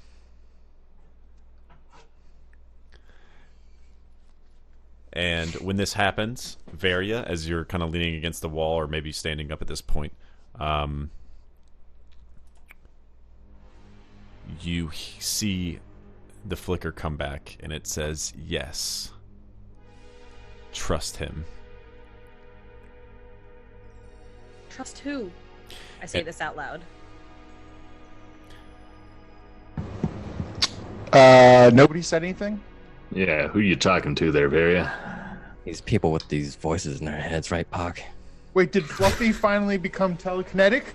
Are you talking to Fluffy? No, shut up, everybody. And I'm gonna close my eyes and I'm going to think to the static in the back of my brain. Trust who? It's at this point that you all notice that Chip is not only locked up, but unconscious. Oh, Chip, I'm gonna try my best to see if I can unlock him. And wait, where did he come from? Did he just kind of show up? Sorry. Who? You said Chip's locked up or something? Yeah, he was being controlled, and he is now locked up and cannot move, and he's now unconscious. Oh, he was being controlled and he walked back to us? No, he's locked up. No, sorry. When I say locked up, I mean his limbs are locked to a point where he can't move. He's like a statue, basically, stuck. Oh, so he never actually went anywhere. He just had that whole conversation with his father, internally. Yes. Is that what I'm missing? Yes. I started. Oh, okay, my bad. But yeah, I thought you had walked a distance away. My bad. All right. Not very far. And at this point, we're going to go ahead and take a 10-minute early break because I know I need a break right now because I have to use the bathroom. Speaking of Scrat, I can't hold it as long as Scrat, everybody. I'm sorry. Just make sure Varia's not in there. Yeah. I'll knock a couple times and push. I might need to get a second person, apparently, to do that. Okay.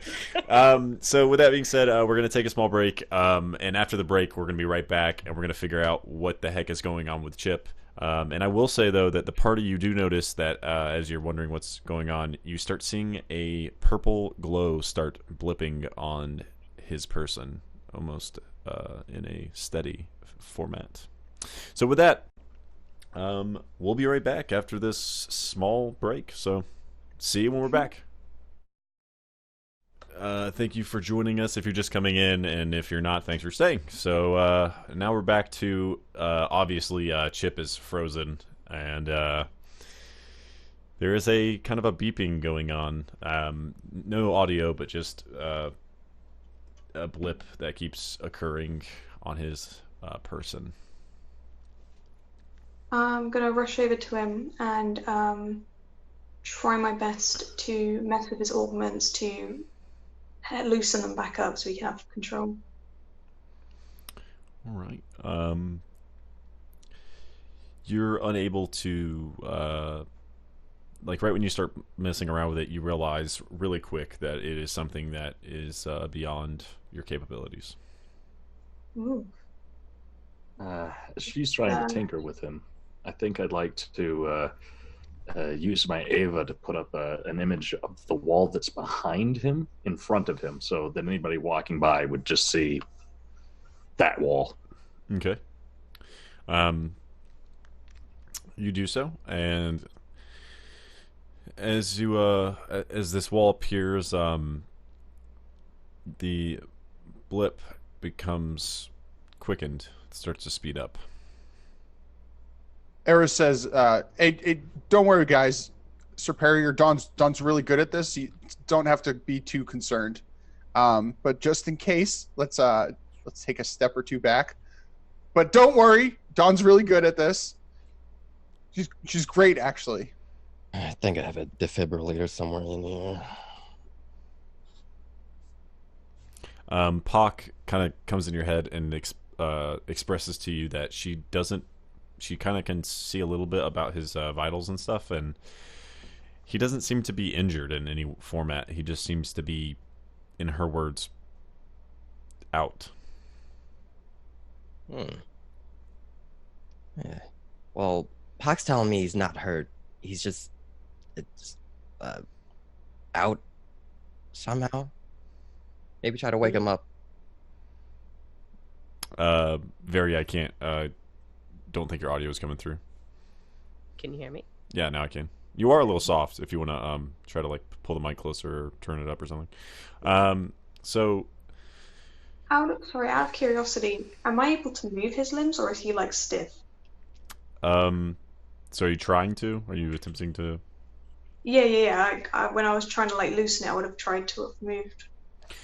He's completely stiff. Like, that's why I use the words locked up, is because it's literally like someone has fully locked up all his augments and limbs.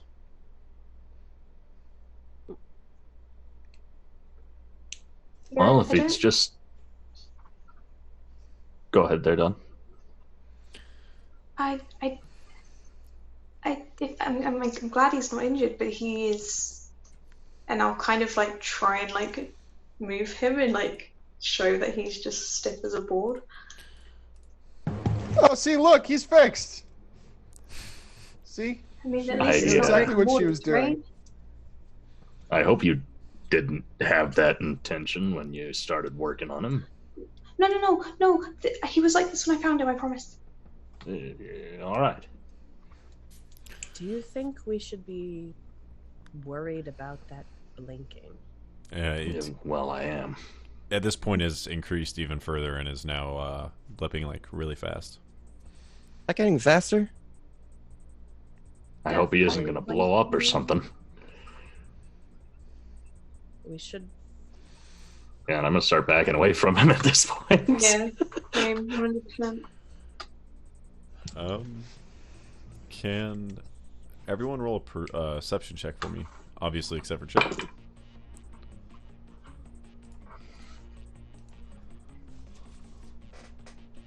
I have a 16. 11. 7. I'm too busy trying to get Eris like behind me and be next to Superior. 16. Eris has been moving as he's been like trying to talk you up. He's also been moving farther away than anyone else. I'm looking for Eris then. I think I was just like, where's Eris gone? Eris is just kind of like walking backwards, like, she's doing great. This is all planned. This is supposed to happen.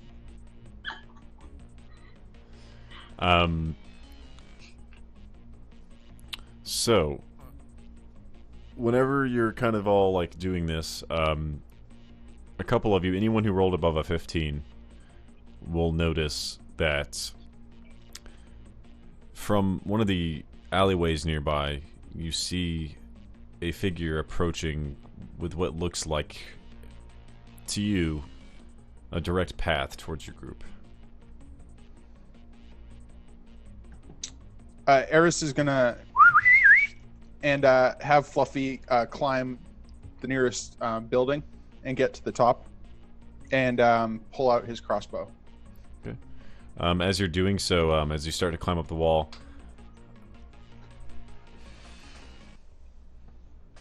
1 second.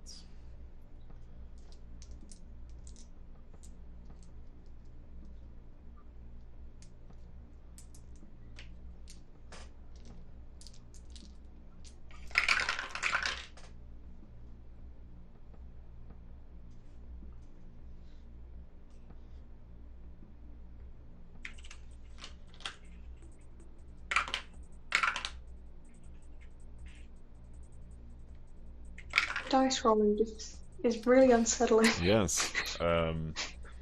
So, can everyone give me their HP real quick? Oh no. Okay. Except for me. Except for you. Yeah. 20. Now you all know how it feels. 23. 24. All right. So 25. The figure who's approaching raises his hand, and you see from in the shadow, a red glow starts coming from the palm. When all of a sudden, Superior, Eris, Scrat, and Dawn all fall unconscious.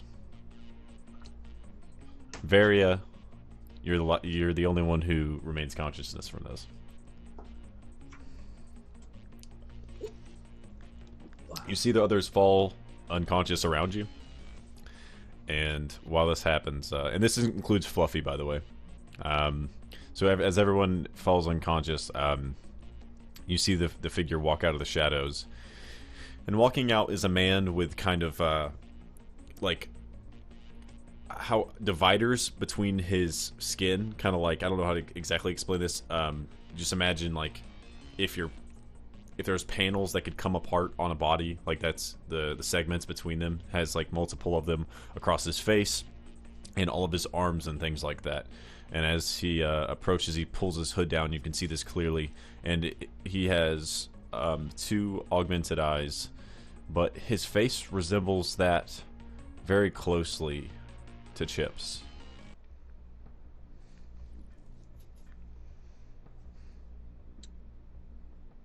Who are you?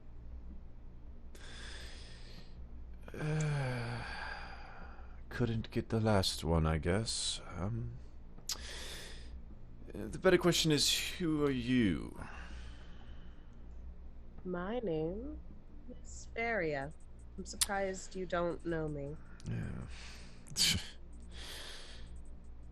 He looks around at everybody unconscious, and he looks back at you and says, Well, the real question is, are you going to come willingly? Is there a reason for me to come willingly? Would save us some trouble, I suppose. and as he says so, he goes like this, and as he goes like, as he notions, you see 3 other figures fall off the rooftop from nearby, and they start coming towards the unconscious bodies and attempting to pick them up. You never told me who you were. It's not important. That's a lie. The hard route, I suppose. And he pulls out a blade. I didn't say I wouldn't come willingly. I just said I wanted to know who you were. All in due time. Right now, there's And he looks up and down the road. Potential for suspicion.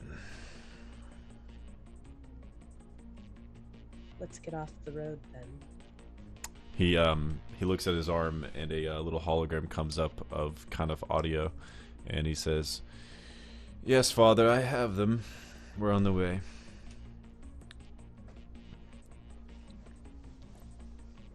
And he motions towards you to follow him as he takes the other people and himself back down the shadow alleyway.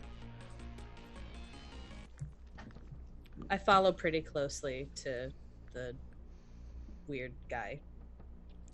Okay.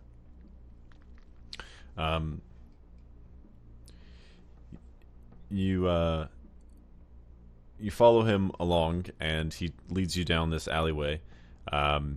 Eventually, it kind of turns over into what looks like a little, kind of like a divide between three alleyways that meet in this little middle concourse-looking thing that has some artificial trees, like in the corners and stuff like that. And there's a little tiny fountain in the middle.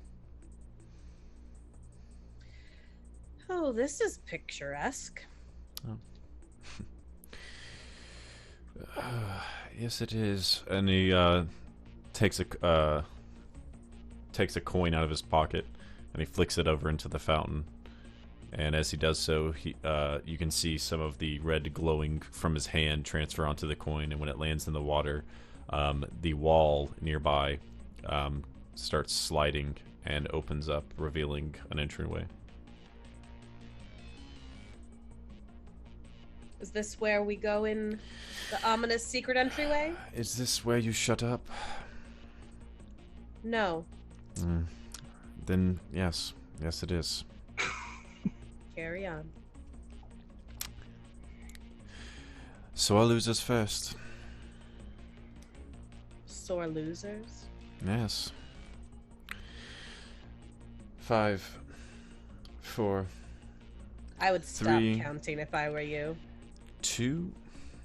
I'm gonna grab And out my paintbrush and just hold it towards him. Don't count.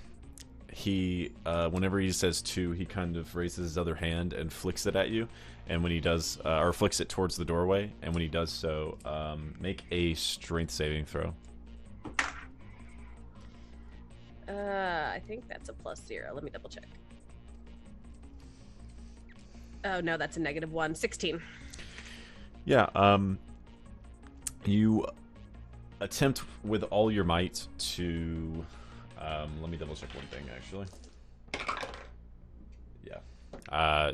You attempt with all your might to kind of push back against this unseen force, but before you know it, what feels almost like wind has swept you off your feet and thrown you across the ground into this doorway. And he, and as you are flying through the air, you look back, and the guy has actually perfectly placed himself into a shadow underneath him, and he just slowly dips down into this shadow, and as you go through the door, it slides back up and closes off. What the hell? I don't like that guy. Getting up and brushing yourself off, you find yourself on a staircase, and the rest of the people that were around have worked their way down the staircase, holding the rest of the party. I'm gonna wait for a count of 3, and I'm gonna walk down the stairs reluctantly. Right. You follow behind them, and whenever you do so, you come down into a hallway with a large, thick-looking door that is mechanical, and beside it is a panel, and the people holding the bodies stand as from the shadow on the ground, the man raises out of the shadow, and as he does so reading a book, and as he rises to the top, he, without looking, presses his hand up against the scanner, and the door opens up. I still have my paintbrush out, by the way, and as I watch him rise up out of the floor. Oh, you're a pretentious prick, aren't you? You're just savvy painter who doesn't know her place. Oh, I know my place, and it is not here with you. Father wouldn't like anyone who acts your ways. And as he says so, he backs up into the doorway before turning around, his cape kind of giving a little whoosh as he closes his book, and it disappears as he walks into the room. I follow into the room. You follow, and as they turn the corner and you kind of go inside, the door closes behind you, and as you kind of get into the full room, in front of you is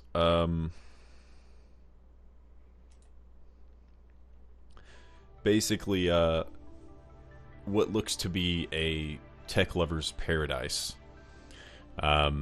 You look around and there are screens all over the walls. There's couches and stuff like that on the end. The way it's laid out feels like a conference room. On the far end of the room, to your right, is like a raised platform with stairs that goes up to what looks to be like some desks and stuff like that, and then a single half-circle podium that rests at the front. Am I close to all of my companions? Like, where do they deposit them, and where am I in relation to everybody?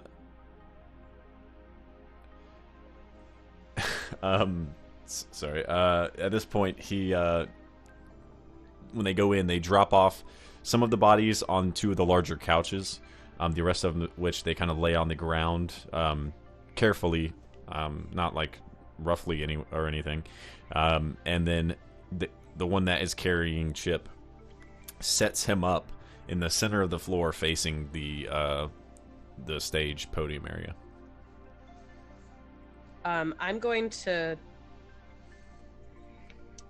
sneakily-ish, but obviously, like, I'm the only one who's awake, so probably not that sneakily, go over towards where they put Eris down. Mm-hmm. And without letting them see exactly what I'm doing, I'm going to flip my paintbrush around, and I'm going to, like, jab the end of it into his arm. Okay. You kind of strike the tip of it into and poke. He doesn't take any damage. It cuts. It lets a little bit of blood, but it doesn't stab all the way in or anything. And he wakes up. Don't say anything. You hear from across the room, anything. Father, they're ready.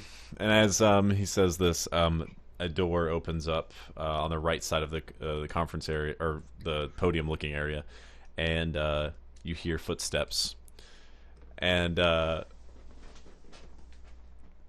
coming out is a what looks to be a high elf, and he comes out with what looks to be study clothes, it seems. He's wearing very kind of like worn vest and kind of nicer clothes, not like stuff that you're around all the time, Varia, but kind of more nice stuff for the common person. But underneath, you see he has plenty of scars all around his body from what looks to be insertions of augments, and from what you can tell, there's a couple that look almost like test cuts.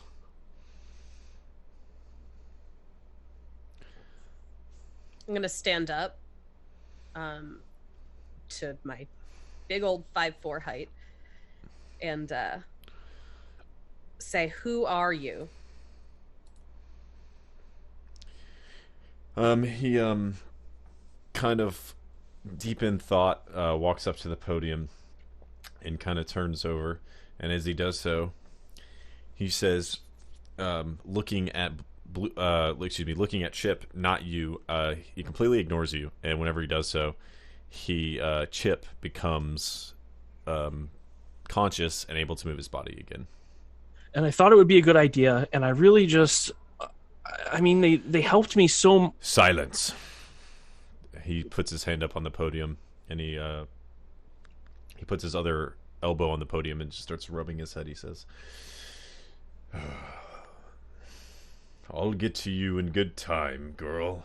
But first, what are our rules, Chip?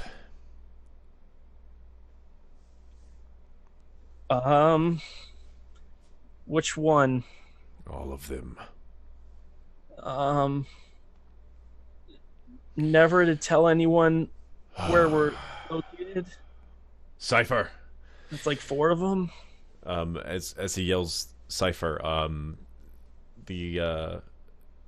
Behind you, Varia, without noticing, a figure kind of comes up in the shadow cast from your figure, and when it does so, you hear a book collapse behind you, and as it does, you hear, "Do not be seen, and never bring anyone home."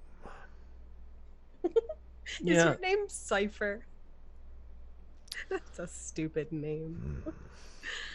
I wouldn't taunt him if I were you. He whips out his arm, kind of tosses the book in the air. He whips his arm out, which it kind of flexes around into a giant scythe that wraps around your body with multiple blades, like serrated blades pointing towards you, and they extend themselves up to where they're touching your skin. The book perfectly lands on it, and he glances over your shoulder and continues reading. I told you not to taunt him. I'm really not intimidated by you, Cypher. You don't have to be. But you do have to obey by our rules. You're in our house, after all.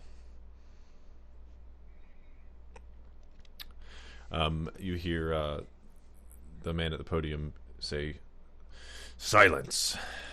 Cypher, stop it. Chip, listen.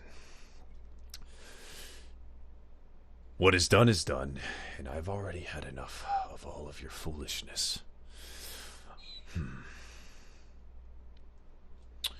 Now what to do? Maybe help us? Us? Who exactly is us, Chip? The people here that helped me out. Are you implying that the people with you are a part of something with you? No, of course not. Exactly. So what we do to those who come inside our home has nothing to do in reflection of yourself. If I wanted, simply I could kill them right here and now, and if you shed a single expression, I would... I'll have to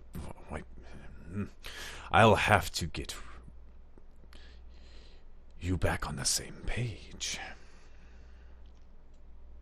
Please don't hurt them. Varia. He turns to you. I didn't tell you my name. And I don't expect you to. I know everything about all of you. I've researched heavily. I highly doubt that. Okay. Just earlier, not too long ago, you were mentioning how you didn't even know rogue AI existed.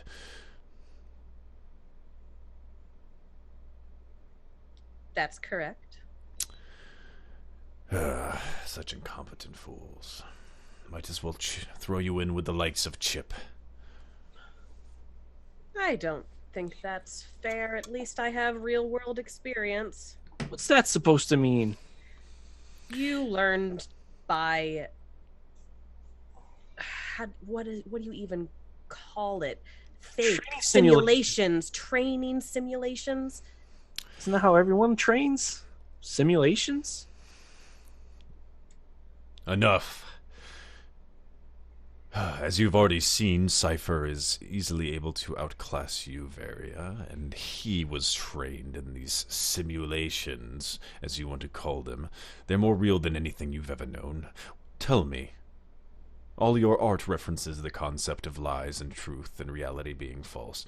What is it that you are going to say? That your experiences are real, and that ours are not? As he does so, his face... actually it kind of presses off and shifts down, and as it whenever it does so, you see that his head is fully augmented, and he is, from what you can tell, barely human anymore.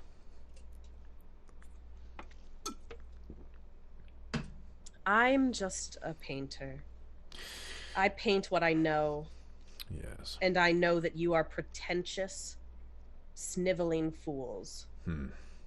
And I am just a coder, the likes of which can create these rogue AI you had no idea even existed.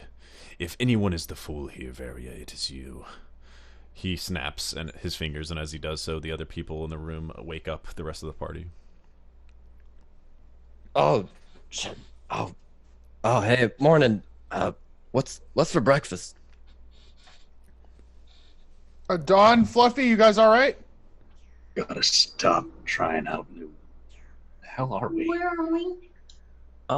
We made it, guys. Oh, Fuck are thanks, Chip. I told you it might not be the warmest welcome.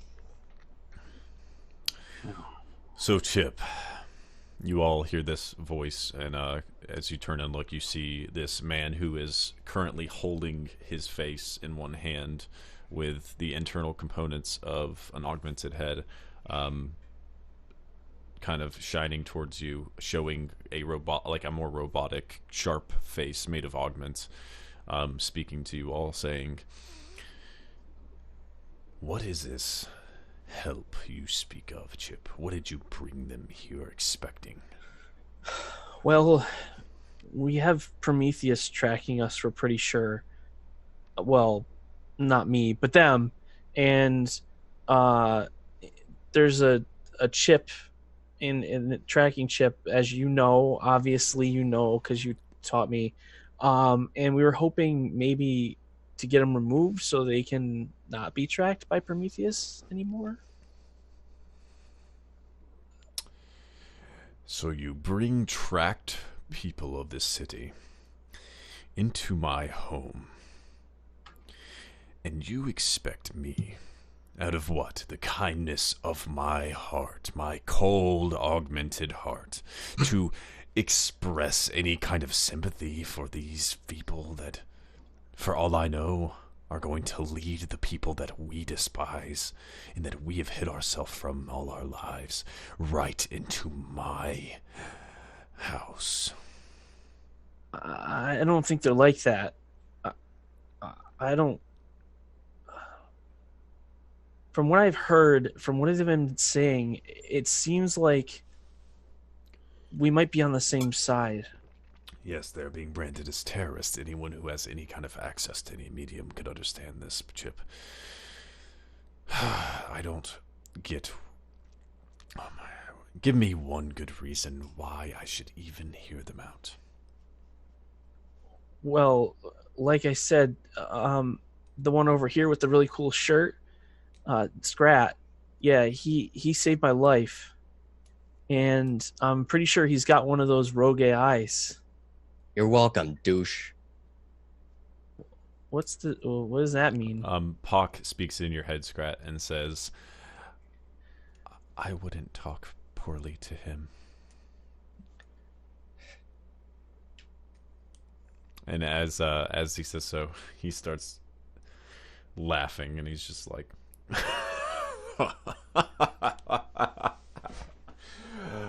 "Oh my gosh, I don't even know what to say. You think that the fact that he has Pock is going to even... Oh my... That's your biggest... Chip, if you were injured, I would have just... I would have just came and got you myself. I mean, there's nothing. I was poisoned. I was unconscious. He found me and saved me.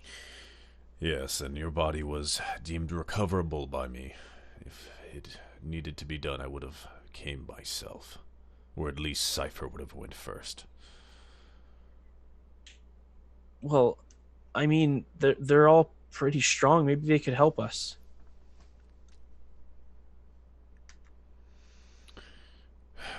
Well, there's only 2 options left. One, I kill them all now. Or 2, I take you up on this bizarre request and consider a shred of possibility that they may be of use to us. Yeah, let's go with that one.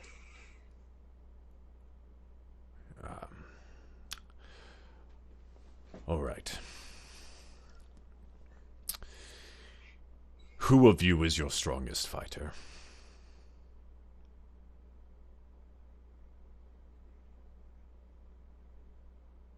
Well, that's a good question. I suppose that might be me if it's a mech, but it's been a long time since I got in one. Strength is relative, as you must know. Yeah, well, you were standing there quiet, so I figured someone had to say something. I wasn't talking to you, Perrier.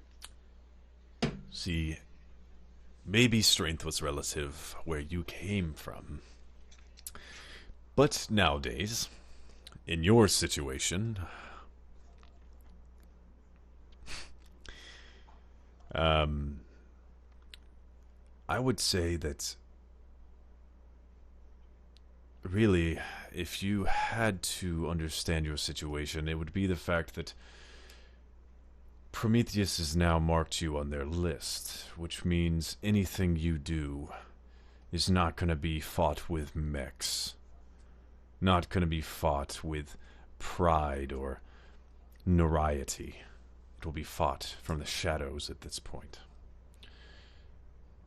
If one of you can take on Cypher and live for 5 minutes, I will hear you out.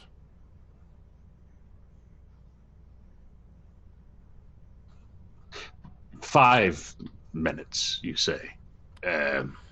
Fine, we'll make it 1. I'll take on Cypher. I'm not afraid of him. Well, you choose. It's death or life. Either way, it works for me. I'm gonna, in my mind, say, is this who I'm supposed to trust? Because I really don't want to trust this person. You gotta give me something here. At this point, So the voice does respond, and it is again altered voice that is altered enough where you cannot understand who it could possibly ever be, and it says simply yes.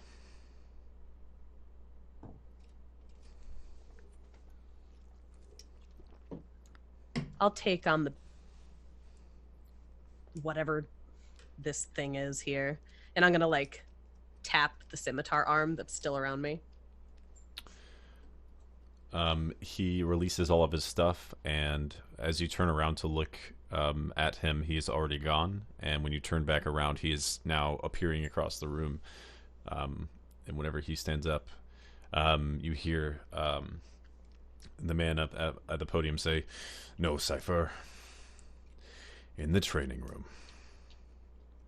And he holds out his hand and points in the direction of a door. I'm gonna turn to everybody else, going mostly towards Eris. Eris, did you notice anything when I woke you up?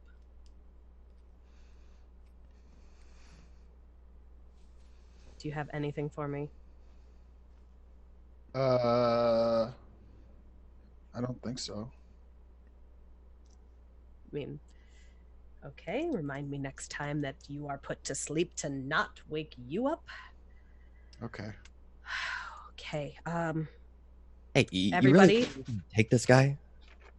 No, I don't think I can take this guy, but What are you doing? yes, But you yes, decided to actually, fight no, him I anyway? do. He's a pretentious prick. Yes, I've dealt with one men who like could that kill you. my entire life. He could kill me, maybe. I've been almost killed before. It's fine. Well, as long as you're ready for it, that's all that matters. Here, take Does- this. I take out a little metal looking thing and I attach it to her, and then it kind of forms a little shield around her. And I cast Shield of Faith. All right. Thanks, Scrat. Well, I've been fighting for a long time, and I'm sure you've had your share of fights too. But if he's as cocky as you say he is, that's going to be your opportunity. That's what you're going to need to watch out for. I probably don't need to tell you that, but, well, I don't feel like sending you in there with no help from me. Yeah, Rook, can we just go? Is there a way I out of don't here? think that's an option, Like, pal. We have to fight this? Yeah, I don't know. Sneak out. Okay, guys. I just guys, woke okay. up. Did you see a way out? You know how? Do you know how? I've seen things. I've heard things. Yep. I don't know why, and I don't like it. But we need to trust Chip's father. Well, Okay, so we're supposed to trust the crazy dude who almost killed his son and the person who's hearing voices in her head. That's our two trust options right now. well, if you want the alternative, it's death. When you put You it like made that, that it pretty sounds clear. stupid. So thanks, Eris. Yeah, you're welcome. Dawn, what do you think? I'm fighting him no matter what. I don't think we can leave. But we need to trust Chip's father. Do you think he'd allow you a fighting partner? Probably not. I don't. What's I the don't worst he know. can do? Yell at you if you ask. So Might as okay. well. I mean, why would we want to ask? Well, Let's just okay. do you if- think you if- can take him on your own? If you do, go ahead. I don't. You hear from the hallway. I don't have all day. Okay. I'm a painter, you guys. But I'm gonna fight, and I'm gonna fight well. So let's go. Have fun. Who's your champion? The painter. like Apparently. casual, like. She's very cocky. Oops. I'm gonna hold Eric's hand and just hold as tight as I can. Probably have to like squat down to reach his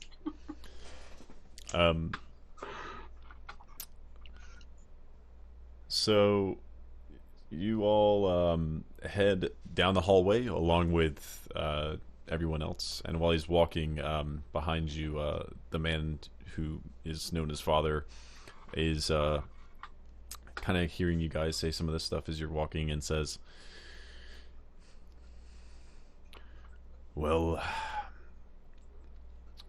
let me make this clear.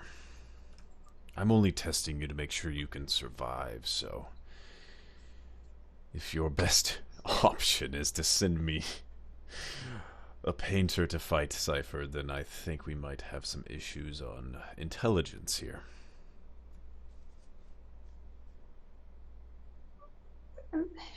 Vari is very strong.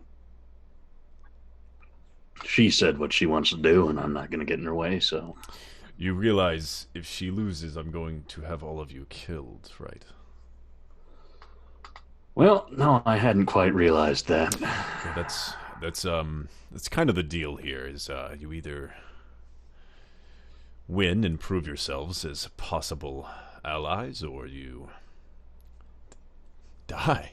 That's Well, pretty then much let me it. But put so forward a question, you're too. saying, you're saying right now, hey guys, I'm gonna try to kill you real hard right now, And if you don't die, you can work for me? That's what you're saying? Why would we want to work for somebody who just threatened our lives? I don't think I would work with you ever. If she won twice, I don't think I would work for you. You know the alternative, right? You did tell us we had 2 options. Yep, option B sounds better. Death. If we're just going to be threatened this whole time. I saw how you treated Chip. You almost let him die. I mean, death is not exactly the same whenever you compare it to you, but I will say that the difference is you must look from my perspective, you see.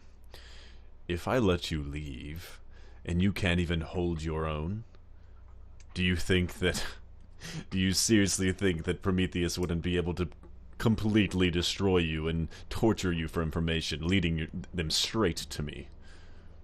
We just came here to see if you could get our chips out. They probably followed us here. Eris. As far as I can see, you're stuck here with us. They know where you are. We've got the chips in us. Well, it's in your best interest to help us.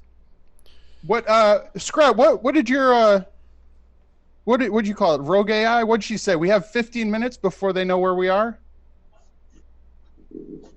They're on their way here right now.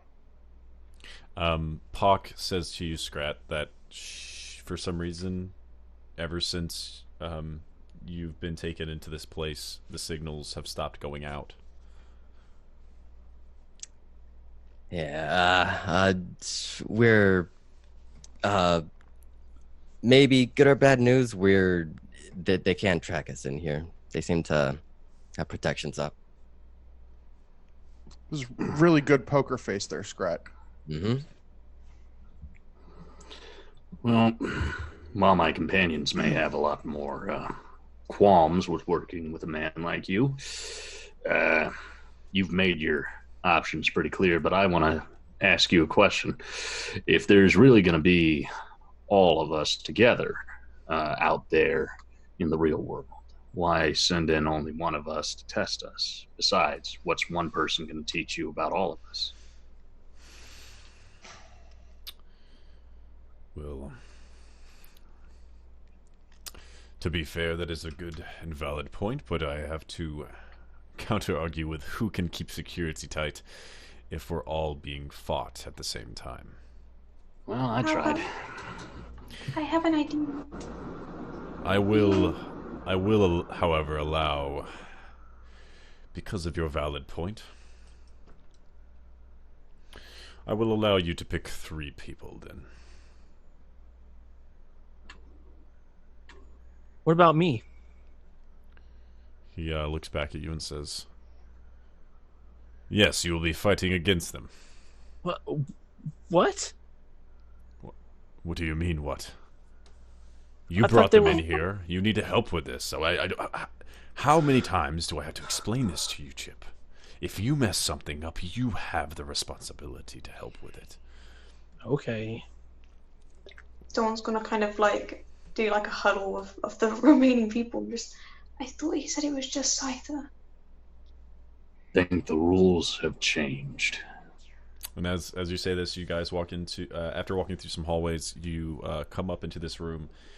That as you enter, you can see there's glass walls, they're like really, really thick glass walls that protect 3 different rooms. Each room, looking around, has these giant shapes on the ground, and spread out on the ends you can see weapons and some stuff. It looks like these rooms have been used for sparring. I'm gonna check and see if I still have, my backpack and stuff on me, like my stuff, like they didn't take anything. Yeah, they didn't remove any items from anyone. You're able to find them. Well, I think we better figure out which 3 of us are going in. Now, Varia, I know you're all raring to go, so I'm sure you'll be in there. But personally, I'd like to recommend Scrat. Yeah, it'd be a good idea if I went with you.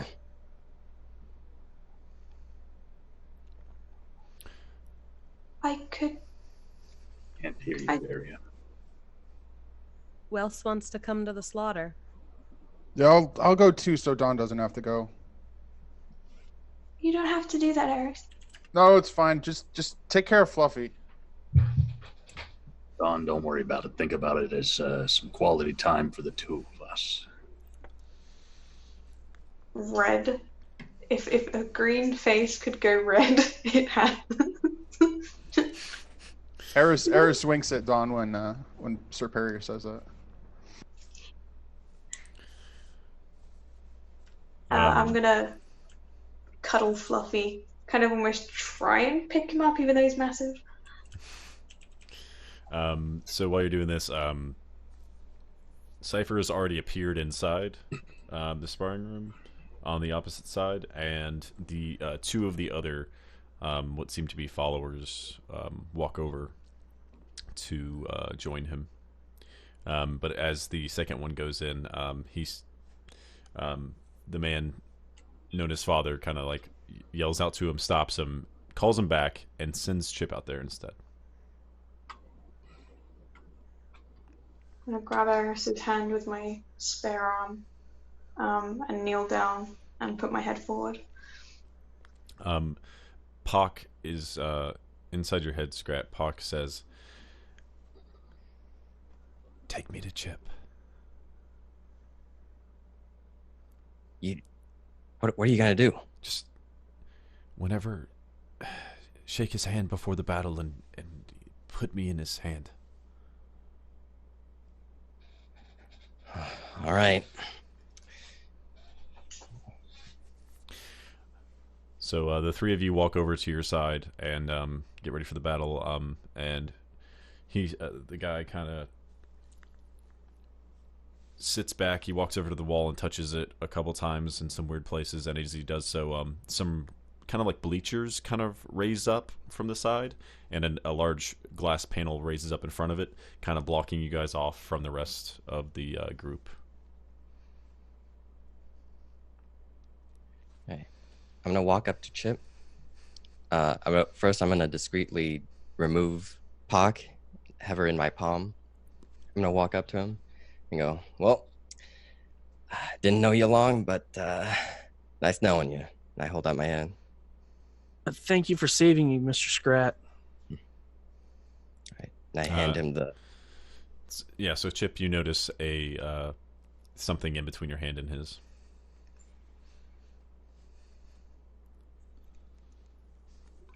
I'm gonna take the disc and hide it under my cloak on my other arm. As you do this, Father kind of yells out, "What's taking so long?" I'm still a little stiff from being locked up. I'm just trying to make sure that this arm is working okay. Wouldn't want to disappoint you in the field of battle. I know that's like the worst. All right, we'll take your places. And each of you kind of go over and get ready. And he kind of, you see him like pull up a little screen and he starts like typing away. And whenever he does, it's basically a hologram of like a timer pulls up in the middle of the sparring arena. Each of you can kind of see it from each side. It's counting down from 10. And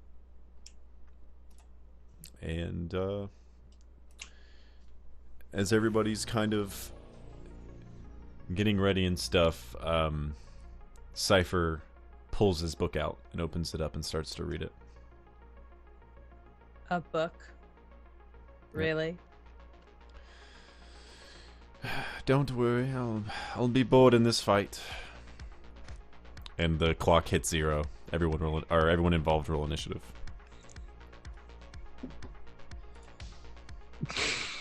Yes. That would be an 8. Did Did you just get excited about a nat 1? I don't want to kill you guys. I got a 4. All right, 14. Mine's 3 total.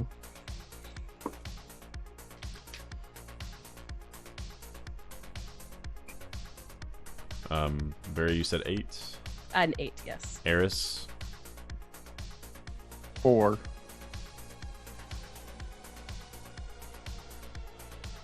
right. So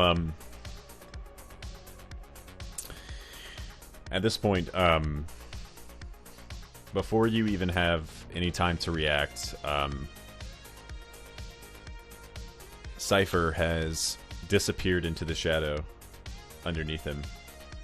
That and whenever he does so, he pops out behind the three of you as you start to run forward, and he takes a swing with his scythe as it opens up at Varia.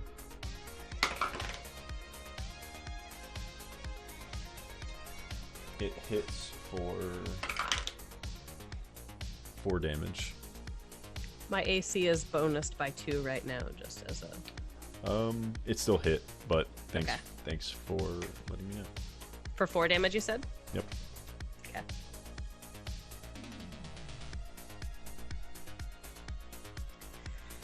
Mother... Really?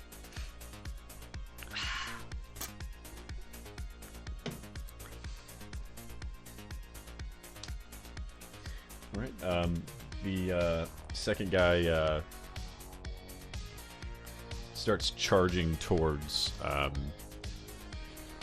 Eris and swings his blade.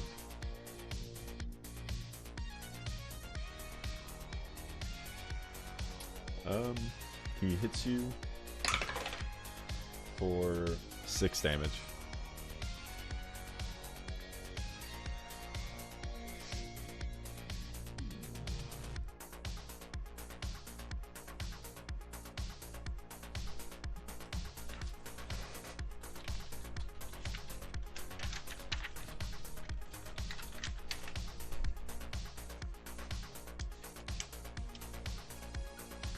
Okay, it is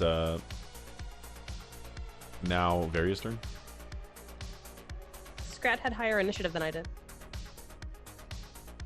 Oh, sorry, I didn't write his down because I was thinking 3 and 3, and I totally forgot Chip was on the other side for like just a split second in terms of when we were doing initiative. I had Scrat, 14. 14, yeah, it's Scrat's turn. Okay. I assume I can't use any spells without Puck? Is that right? No, that's not true. Oh, okay. Okay.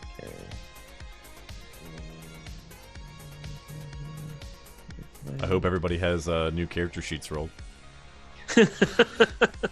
All right. I'm gonna run up to Cypher and try to bash him with my mace. All right. So you turn around and run to him and go ahead and make the attack roll. Okay, and that's 20.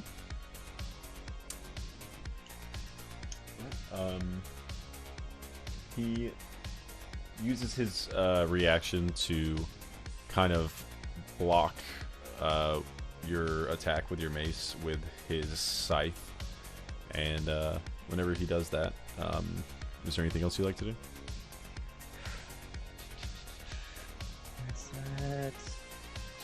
No, that's it for that. All right.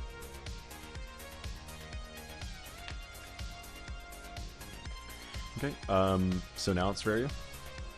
So I'm going to hold my hands out, and the tattooed augment pathways on my arms are going to flare bright blue, and I'm going to cast sleep on the area that Cypher is in right now.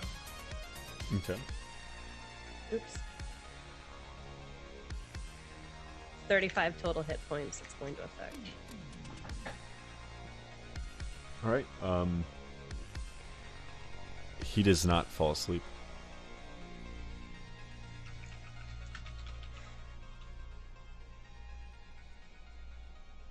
I'm gonna move as far back away from him as I can.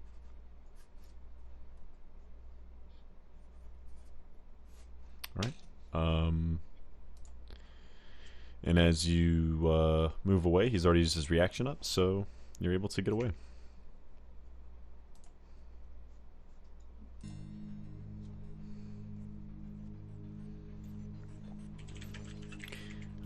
He laughs hysterically as he continues reading his book. During this whole battle, I assume me and Superior can look through the glass, right? Yeah, you can see everything going on. The whole time I'm going to be watching out for any like foul play or anything. If I need to roll perception, just let me know. But I'm going to be looking out for anything that could be iffy. Yeah, you can go ahead and make a perception check for me. So next up is Eris. Go ahead. Eris is going to aim at Cypher. There's going to be like a flash of light coming from his right eye, and it's going to trail down his arm to his crossbow, and he's going to shoot an ensnaring strike at Cypher. Sounds good.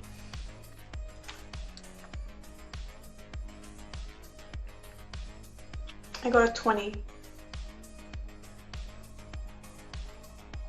I'll tell you after his turn. Or I'll tell you after this round, actually. 12. That misses. Okay.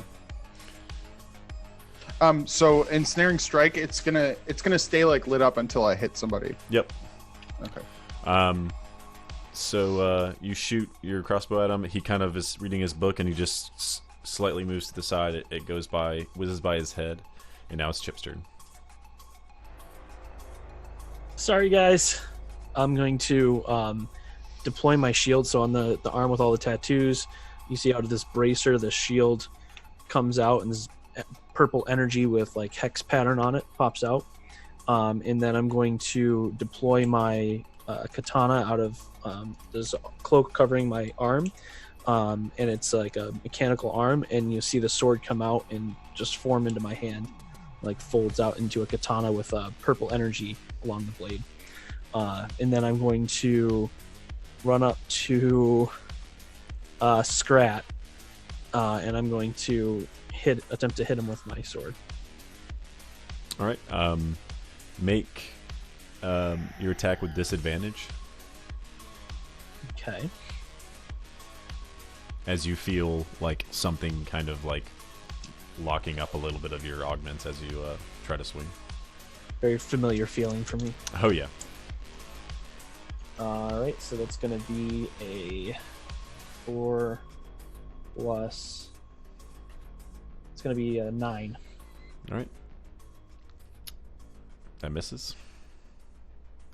And then at this point, Dawn, after all this has occurred, you're kind of just watching Cypher as closely as you can to see what's going on with him specifically.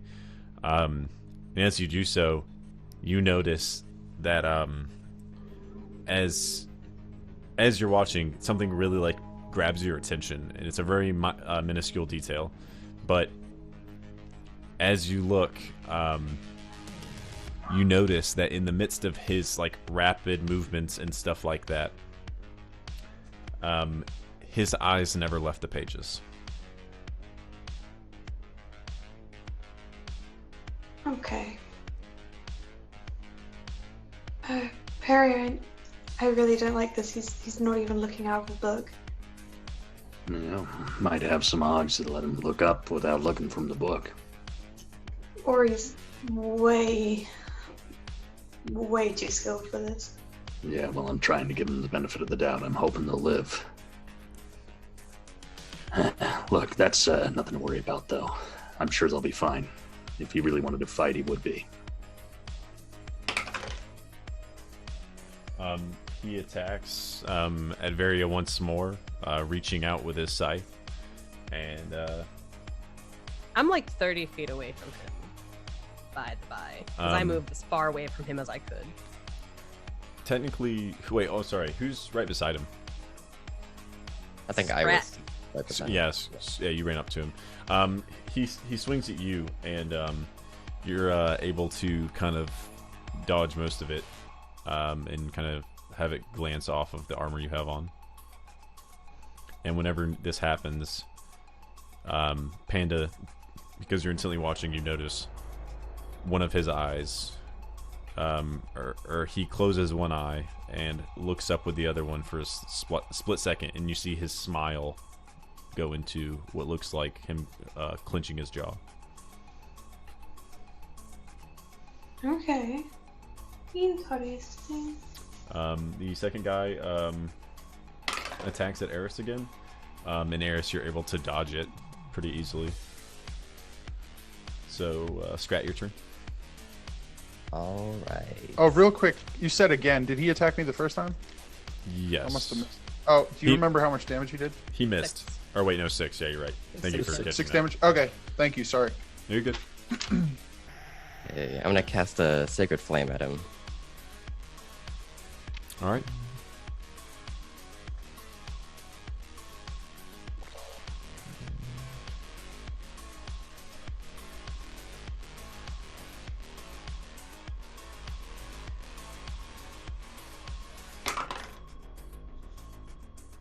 And this is against the guy on you, or the guy, or your Cypher, excuse me.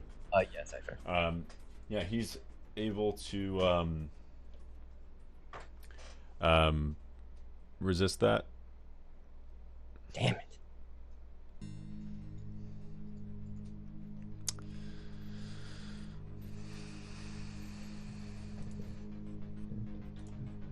All right, next up, if that's the end of your turn, next up is going to be Varia.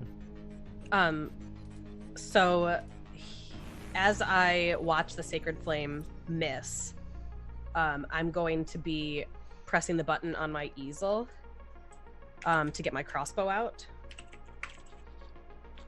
And I'm going to fire a bolt at Cypher. All right. Everyone in the battle make a perception roll for me. With disadvantage because you're the middle of combat. Chip, you don't need to make one. Oh, okay. 7. 11. 7. All right. Scrat, you notice something that catches your attention during all this going on. Whenever he dodges your Sacred Flame, he's not even in the, like, his eyes can't even see you whenever this happens. So Varia, That both really that good? so Varia, you whenever you shoot this, did you roll already? Yeah, I got an 11. Okay. You miss.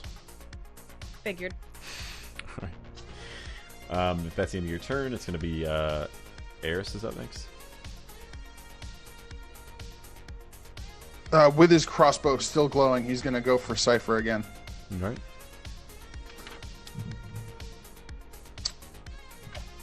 Uh, 26. This Cypher attempts to raise his scythe up to block it, and whenever he does, it actually misses, and it whizzes past him, striking him. So roll damage. Oh, so it hits him? Yep. Oh, sweet. Okay. Yeah. Didn't I expect don't know if that. you can hear anything, but Dawn is like banging on the glass, like, whoa!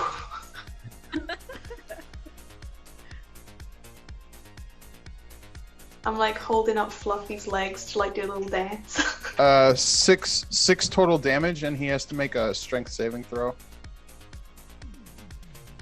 for the ensnaring strike. DC of 13. Yes. Yeah, he passes. Blast. Okay. Oh, he doesn't take that extra damage. So what did I say? 5 damage?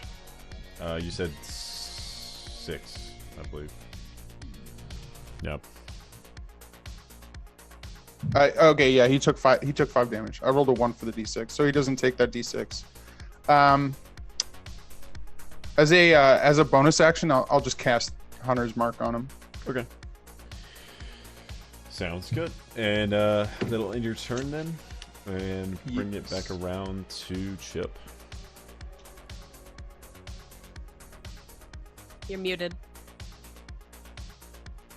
I'm gonna unmute myself It's a bonus action, right? I'll say that free action. It's fair. Free action, cool, awesome, very generous. Thank you. I'm gonna hold my katana up in the air, and you'll see the energy start to swirl around it, and then it's just gonna really glow like super intense. And I'm gonna cast Booming Blade on the weapon.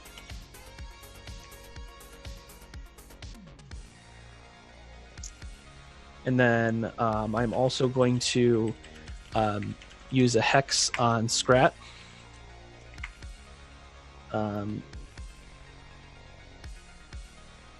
And that's going to be a bonus action.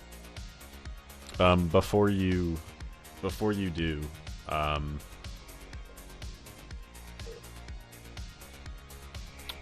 second.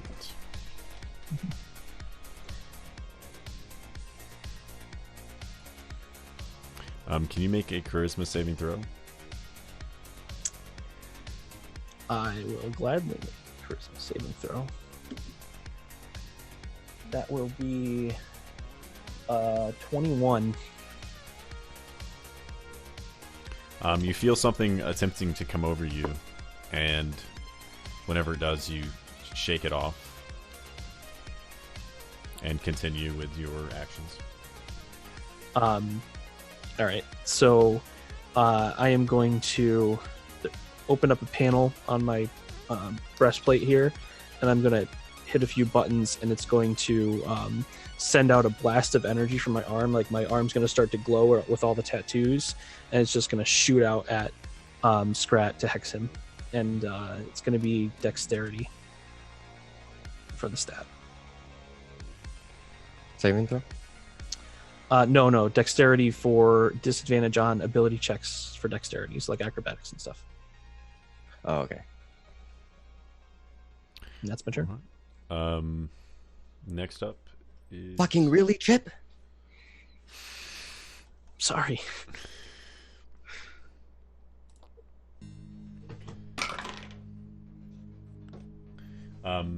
Cypher attempts to attack you again, Scrat.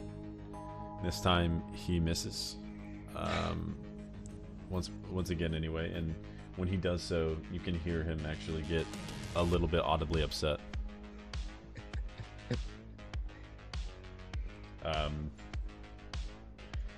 He then is going to, at this point, close his book, and he what's looks. wrong, bud? He looks up at you and attacks again.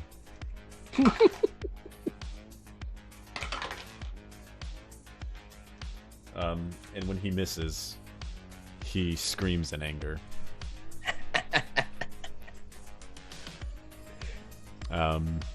It is You now. got this, guys! Nearby, Superior and Dawn, you see the guy known as Father shaking his head in kind of disdain for the actions of Cypher. And at this point, it's going to be Scrat's turn. Dawn just shouts like, Cypher fucking sucks! And then like sees the guy and it's like, oh. Chip's really happy that he's frustrated. Alright, Makes Chip very happy. This time I'm gonna shoot a guiding bolt at him.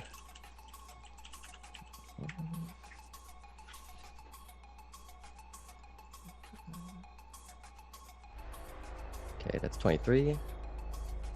That hits. That's 14 damage.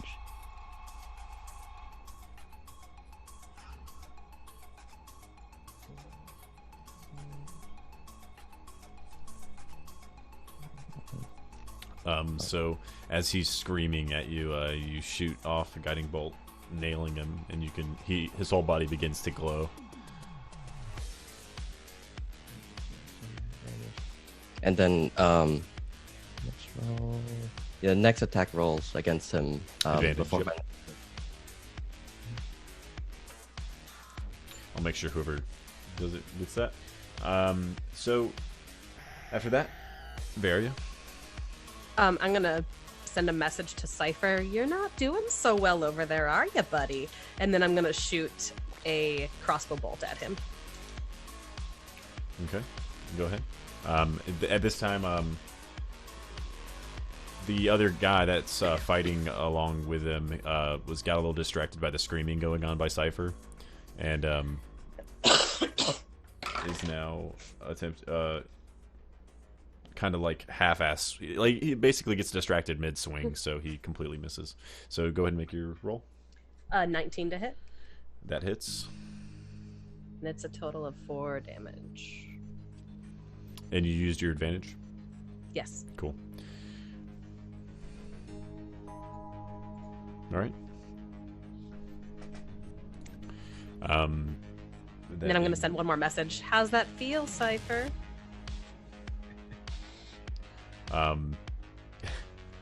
At this point, it's going to be Eris's turn, and after that, Chips.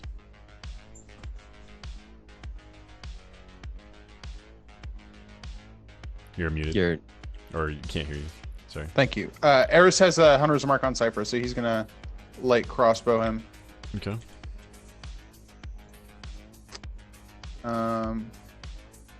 Wow, that was an 11. Yeah, your shot kind of whizzes by him, as he seems to be going into some kind of like, basically not like I don't mean this in the D&D sense, but he is in fact going into a rage, not his character. So Chip.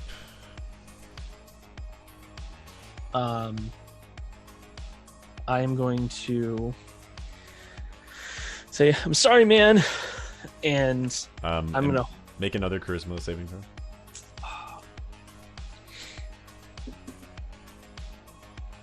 That's going to be 19. This time, the feeling comes back. However, you're unable to shake it off. And before you have any idea of what's going on, you find yourself directing your next attack at your companion.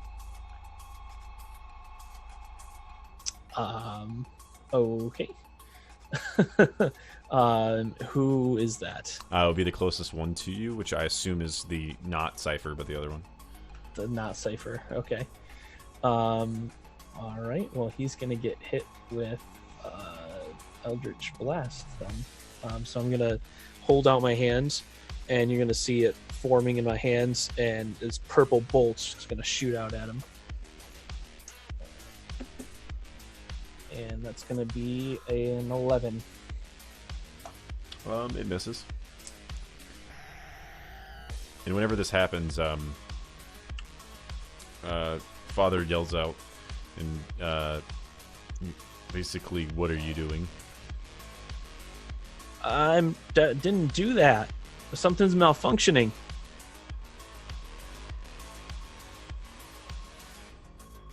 And at this point, it's going to be Cypher's turn. He makes his first attack against Scrat.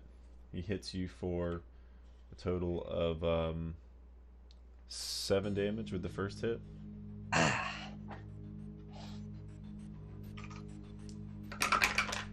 And he misses on his second hit.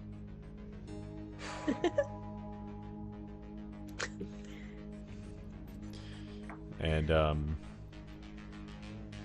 whenever he does so, the second person, noticing that you're shooting at him, Chip, is going to get a little confused, and he's going to kind of get a little bit interrupted by his attack against Eris, I believe. And whenever he attacks Eris, he actually still manages to hit you, even though he's kind of a little confused of what's going on. And he's going to hit you for 2 damage. Ow!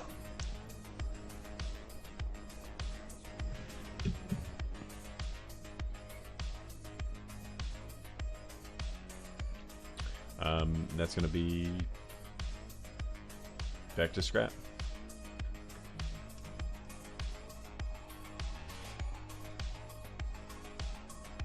I'm just gonna try to bash Mr. Cypher there.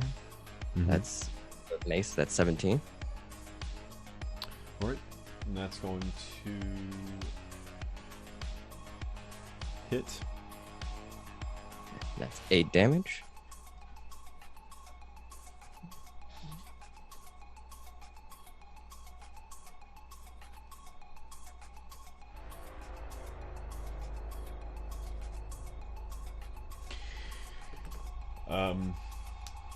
Make a dexterity saving throw. Oh. Not a nat 1, but a 1. So you're going to take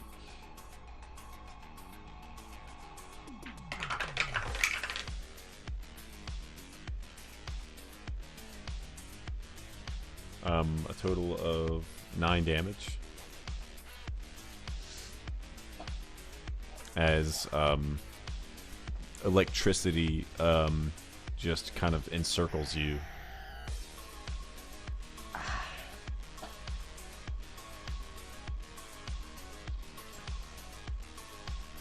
All right, so next up, Varia, and then after that, Eris. I'm going to send a message up to Chip's father. So my augments are going to flash with a bright blue white light. Haven't you seen enough? Are you done with this yet? There's no reply.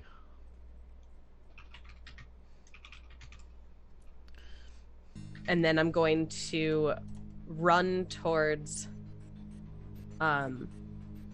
Scrat and Cypher. Actually, I'm going to run towards Chip. Sorry. I'm going to run towards Chip, and as I'm running, my augments are going to flash like almost a brilliant pure white. My eyes are going to flash white as well, and I'm going to cast Disguise Self to make myself look like I'm wearing Chip's armor. And that I look like Chip. Okay.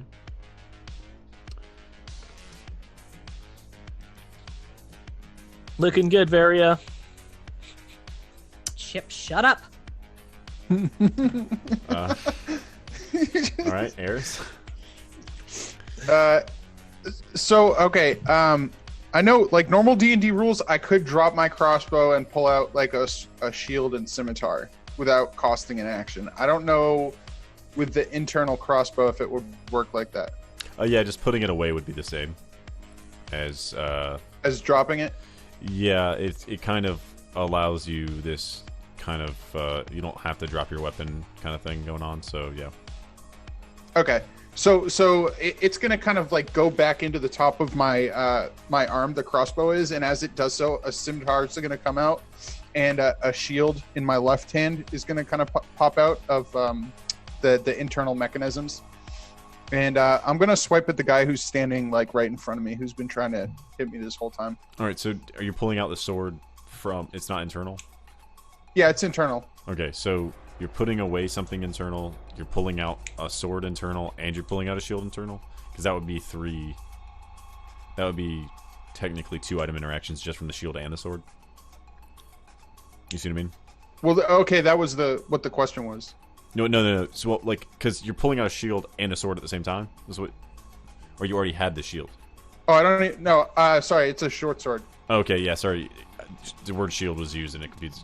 Yeah, I said shield because I thought I had a shield, but then I'm looking at my inventory and it's actually a short sword. Okay, so yeah, you just pull out the short sword. Okay, cool. And then you make the swipe. So go ahead and make the roll.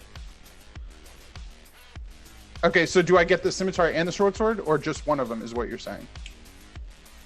You would only be able to pull out one because it would be item interaction and unless when you use a full action. Because like even with normal rule set, you couldn't drop a weapon. You would drop it as a free action, right? So you drop the weapon, you pull out the other weapon as a item interaction, and then you pull out the other one as an action because you can't interact with 2 objects in the same turn. Do you see what I mean? Okay, sure. Yeah. Okay. So the light crossbow goes back, and I'll swipe at him with my scimitar. The guy right in front of me. Cool. So you 10. that's going to I'm rolling so good. Great. So at this point, it's going to be Chip's turn, and once more you must attack or make a saving throw to see if you shake it off. But if not, I rolled a 19 last time. It still didn't do it. So it's an 8. yeah. So you must once more attack your teammates. Okay.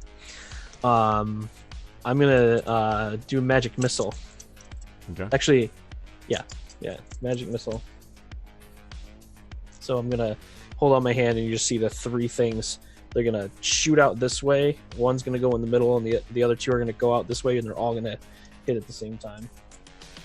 And that's gonna be for 13 damage. Cool. And to who? The second guy? Yeah, the guy that I tried to hit. You said it had to be the closest one. So. Yep. Cool. So back up to Cypher. So at this point, Cypher has been starting to scream and stuff, and he actually is going to his scythe is going to fold back up inside of his arm, and he is going to instead produce a book. And when he produces a book, it's a different book from last time. It's actually a lot larger, and it looks metallic. And when he pulls it out, the pages start glowing and flipping as he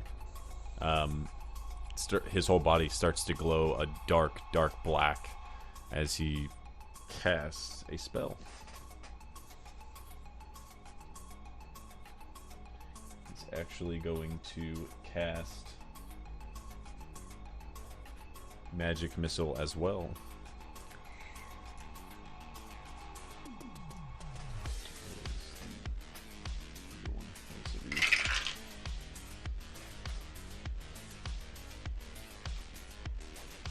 So 4 damage is going to go to Varia.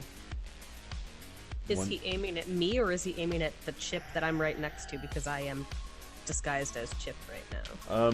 You've been... There hasn't been enough movement going on for him to get confused. Okay. But he's going to hit you with 1 damage. Or excuse me, no, he's hitting you with 4. He's hitting Eris with 1, and he is hitting Scrat with 2 damage.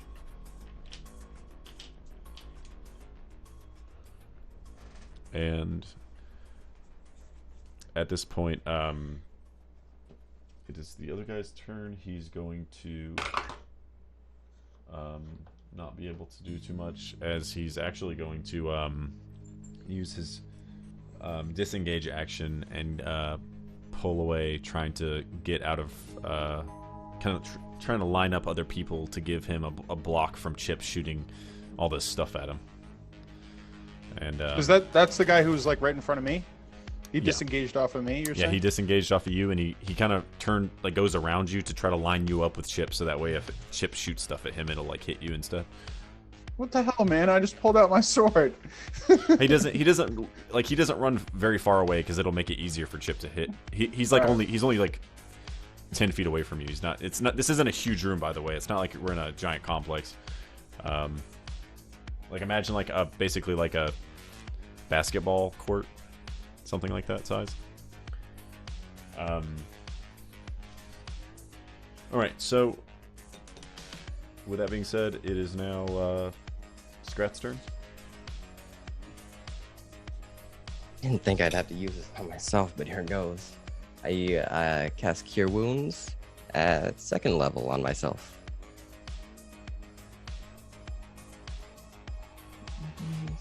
Nine, and that's 9.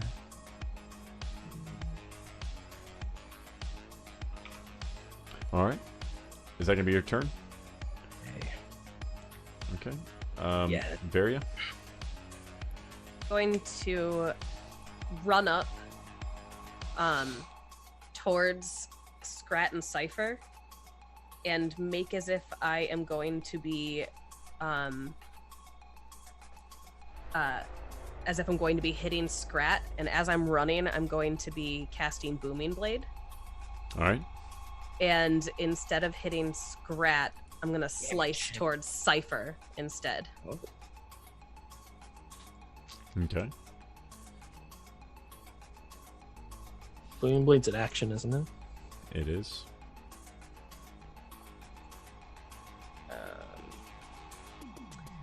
And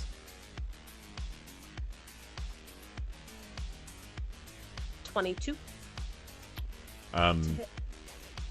22 to hit. That's going to hit.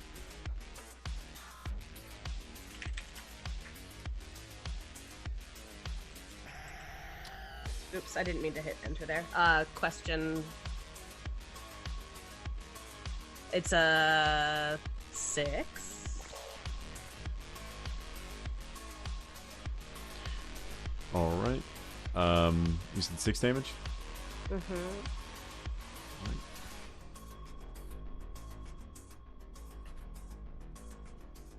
All right, he's looking pretty messed up at this point.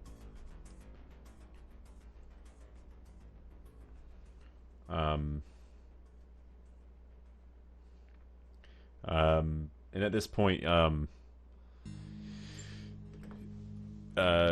Father's going to yell out enough, and whenever he says this, the Cypher is going to look to him and with a face of disgust, and whenever this happens, the other guy kind of stops doing anything and drops his weapons. That was weird. No, it's not gonna work. Sweet. He drops his weapons, and as you all turn and look to Father, he starts to talk, but as he does so, Cypher turns and attacks at Varia with a basically a throwing dagger that comes out of his elbow and shoots out your way.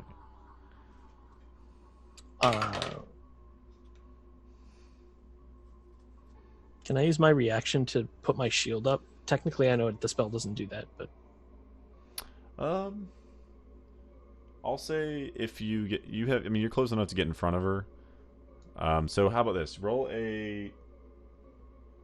I know this doesn't work this way, but right now for thematic sake, we're gonna go with you roll a dexterity, just straight dex, and I'm gonna see if you can beat his shot. 19. You get in her way and you cast your shield. His shot was concise and accurate enough on her where you getting in front of her and casting shield is definitely going to block it. Nice. Yeah, so you see the shield that was normally just like a normal size shield, and the metal pieces that came from the bracer piece come out and just cover this large area around me. Chip is shielding himself. How cute. Wow. I'm still I'm still disguised as Chip right now. It's self-defense. All right, so with that being said, you do this, and he snarls and dips into the shadow nearest him and kind of just disappears. And whenever this happens, Father kind of looks over and says, now that is over with, I'll hear what you have to say. That is all I can say.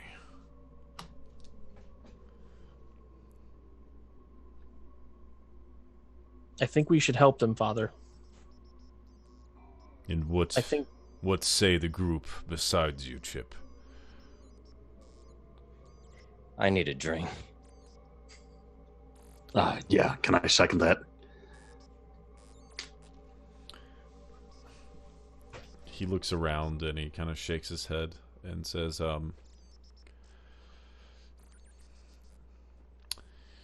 was hoping more along the lines of you all being able to associate what's important at any given time. A man is standing here before you, offering you help after you prove yourself, and all you can ask for is alcohol. Well, I think we also told you what we wanted already. You don't seem to be a forgetful man, but I'll restate it for us. We need these parts replaced so they'll stop tracking us.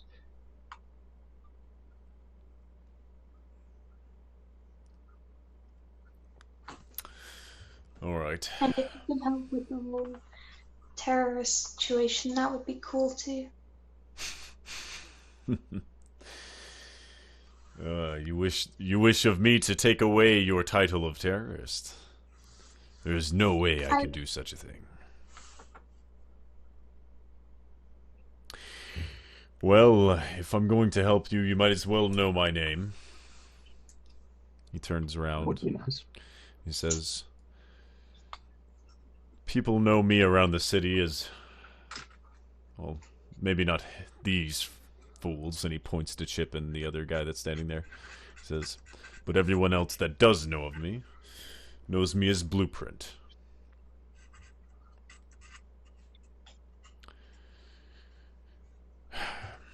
So what you're seeking is a replacement part for your race augmentation, correct? That's about the long and short of it. At least that's what Scrat explained to me. What is your understanding of the pricing of these things? Because to be perfectly honest, they're all highly, highly black market expensive goods. So I'm guessing you don't plan to give it to him for free.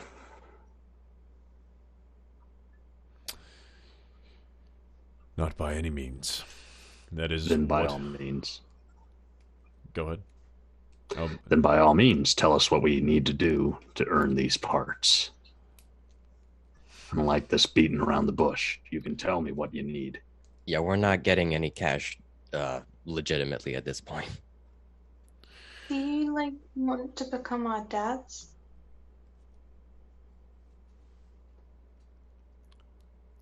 Eris just goes up to Dawn and kind of grabs her hand. He shakes his head and he says, well, what I need is indeed something that you might be able to help me with. If Chip is correct and what happened to him was indeed a setup by Prometheus, my main source of income is at stake here. Which means I need different ways of getting money.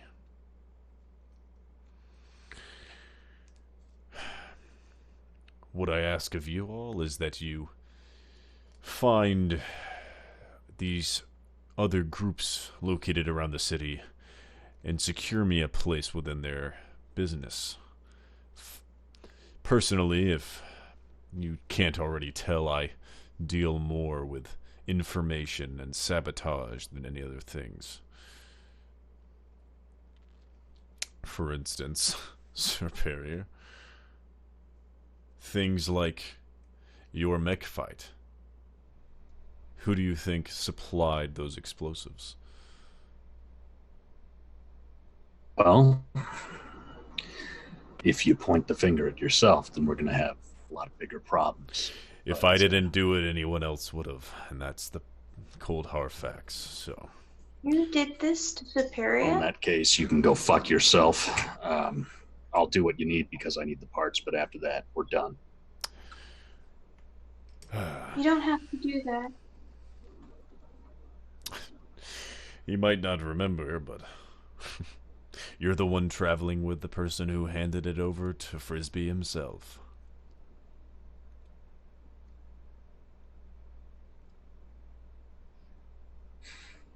Gonna hide. Doesn't matter right now. The important thing is I need this damn part from you. So if you can tell me what business to infiltrate, I'll get you your information. But after that, we're through. The irony is you're acting exactly how I would in the situation, and yet you don't even realize it. You're doing what needs to be done, at any cost. That is exactly what we do here, and I hope you come to realize that.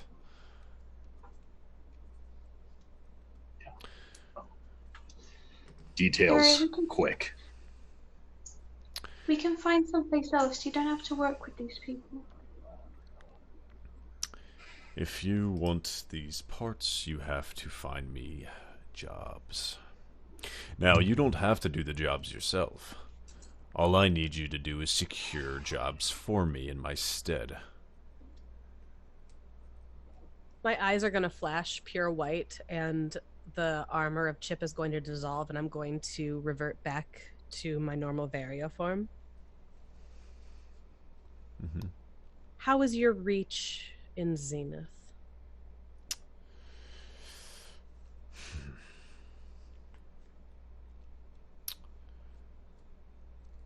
Well, we might have to talk about that another time. I currently have lost all contact with anyone of the higher points ever since Prometheus branded Chip here a terrorist. Anyone who's seen him before is completely broken contact. That's too bad, because if you could get into my studio, you could have a fair number of rather expensive paintings that you could sell for a pretty high price.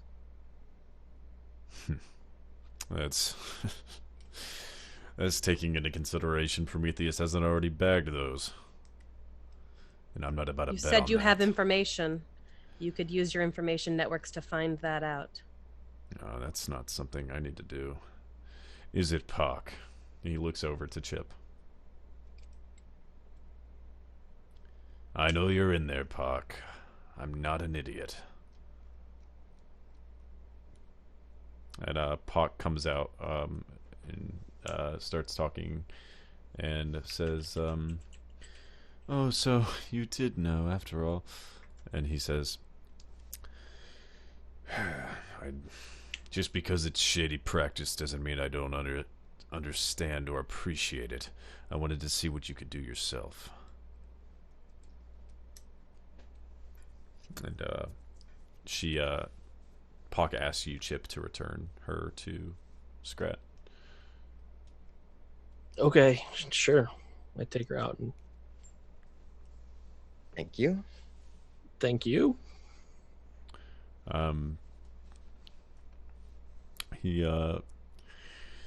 He looks around at you all and he says, "All right, I'll tell you what I know. As long as we are all under the same understanding that you can never ever sell me out to anyone. You got that?" Sure, I've got that covered. I'm sure no one would be interested in some filth like you anyway. Same Sure, goes boss. right back at all of you. Nah, I know my place. And I know mine. It's in the shadows. As he steps away and he kind of beckons you all to follow him down the hallway.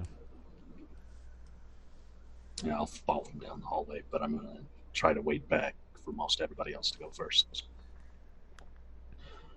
All right, I'll so you- follow right behind him. Okay. I'm gonna gonna go hold last. back with Peria. All right. So you all follow in that order, and whenever you get to the main conference room once more, he kind of walks up onto the where the pedestal is and starts pressing some stuff, and before you know it, there's a whole bunch of all the screens kind of coating the walls and stuff like that have different information up. And he says, basically most of it is concerning all of you. Varia, you notice that some of them talk about how your place has been plundered and they found all of your paintings and stuff, and there's basically investigations going on, including all of your stuff. Sir Perrier, basically everyone has, it says that there's reports showing your place or places, in your case, Scrat, being raided and confiscating of all your materials and possessions. I didn't have much to start with, but it's still a shame to see them take everything from me. It's not like it hasn't happened before, but you'd know all about that, wouldn't you, Father? He chuckles and says, "Don't blame me, blame that Frisbee." You fulfill the order, you're no better than him. If you say so. It might not be me, but you on the other end of that stick at some day and age. You better remember this moment whenever that happens. Yeah, well, you know what? Your hands are no cleaner than anybody else's. And you might have been doing your job, but I'm never going to be selling explosives. It's not happening. I'm not rigging fights. Well, everyone get some rest. And, I think some of you are decently injured. I need from that scrap anyway.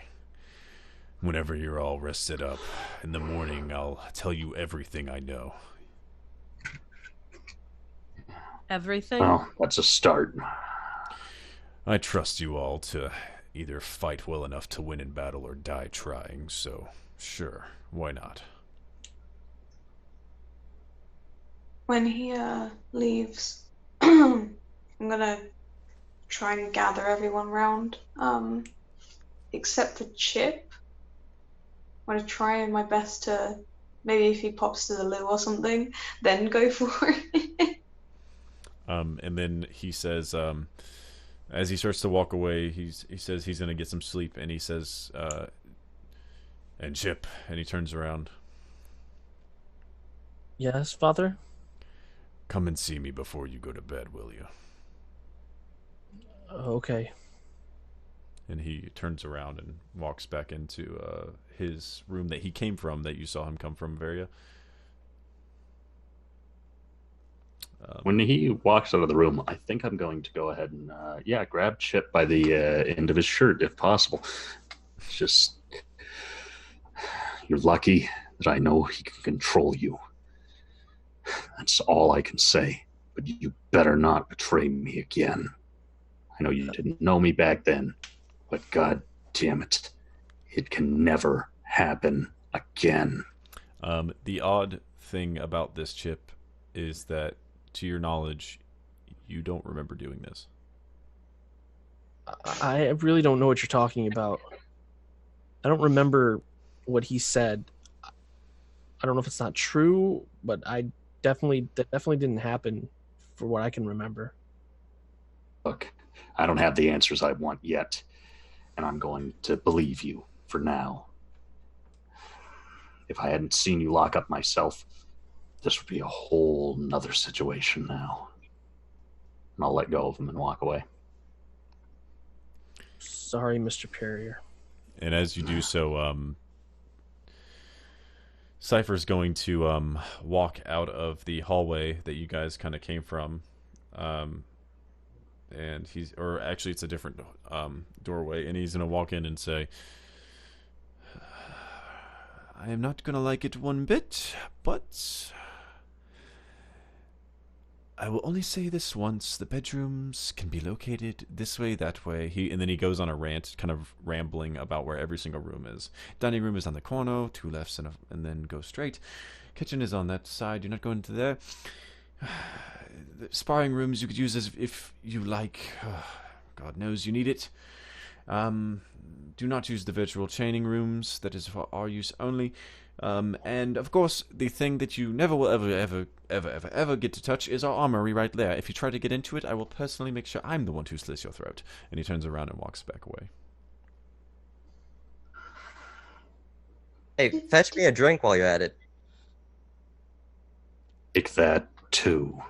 As he's walking away, he pulls out his original book, and his other hand falls to his side, and he puts his two fingers together and kind of like waves them towards your direction, and both of you need to make a strength saving throw. 14. 9. Yeah, both of you are knocked prone by some force that you can't see. Ah, damn it. God damn, I hate everybody in this building. I'm gonna fire a Dawn magic has never missile at looked him. more sad in her entire life. I'm sorry, what would you say? I'm gonna fire magic missiles at him. All right. As your magic missiles close in on him, the door closes, and they slam against the door.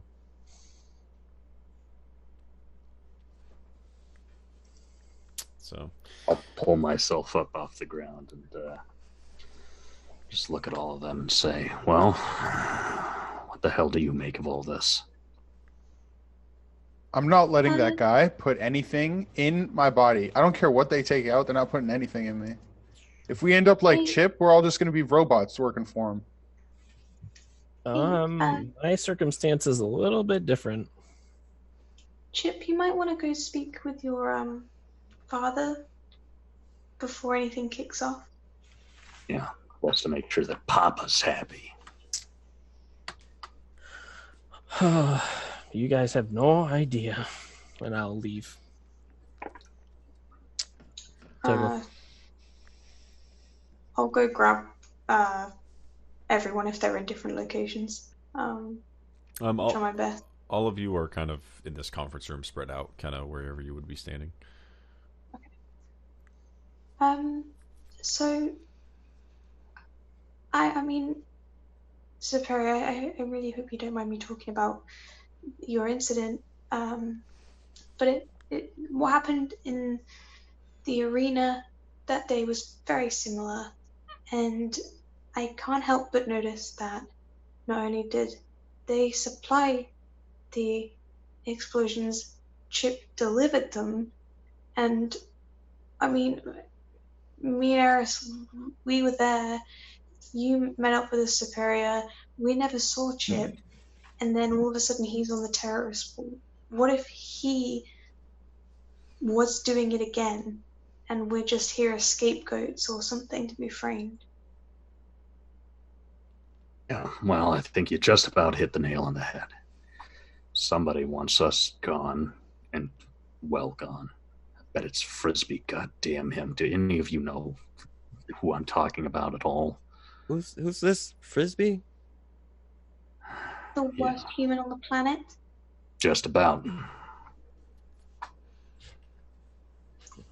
I think there's something we're not thinking about too. You guys remember after we fought that big pile of goo, there was that guy that showed up and he was like, "You're not ready" or something, and then he left. Remember that guy? Oh, yeah. Who did he work for? Prometheus. So it seems like Prometheus is just letting us go now? Maybe we don't even need this guy. I won't trust Prometheus ever. I'm just saying it's an option. I wouldn't be Superior, opposed to you were talking about getting all the cards on the table. We got this option and it's terrible. getting... And then we have the other option we don't know anything about, and he's only tried to kill us a couple times. This I've been Prometheus. told that we need to trust him. Yeah, but the voice in your That's head. good for you. Right? You're being told. Anything could be telling you that in your head. I've dabbled in hacking. I can't do what's happening to you, but I'm sure someone else who can. I don't trust anyone except myself, and if I can't trust myself, then what am I supposed to do? The voice in my head is something that I'm going to trust, and that's where I lie. I will trust Chip's father. I'll trust Blueprint, because that's what I need to do. Yeah, well, if that's what you need to do, then you do it. But if we can find these parts any other way, you better believe that I'm going to do it. We had to cooperate with him up till now because he was going to kill us. As soon as I get out of this goddamn bunker, you better believe I'm not turning back. Agreed. Actually, I think you raised some valid points. And Eris is going to turn to Perrier, kind of like hiding his back to Varia, and kind of wink at Superior and Dawn. Be like, yeah, what you're saying is a good idea. We should work with this guy. And, yeah, good plan. So, bedtime, guys? Sounds about right. But I really want that drink. Hey, Scrat, why don't you and me head down to the kitchen and see if they got any grub on? If not, maybe we can find a bottle or two. Oh, I thought you'd never ask. So you guys go to the kitchen, and you do find some like crappy, some low quality, basically gin, and are able to get a couple drinks in before bed. Everyone else heads to the bunks, and there's a whole bunch of beds lined up in this room. There's 2 different rooms. One seems to be completely empty just for all of you, and you guys, make yourself comfortable and maybe sleep with one eye open, however you do it. But you all get your full rest in. But once everyone returns and stuff, and you guys have a decent, restful night. No one slits your throat or anything, or all that fun stuff. So,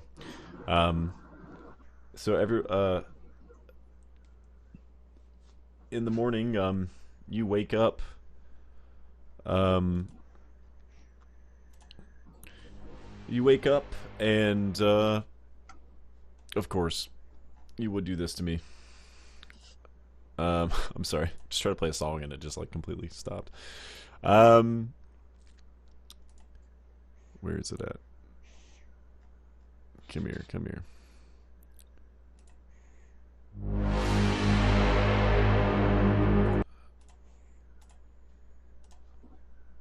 So, you guys wake up, and whenever you do so,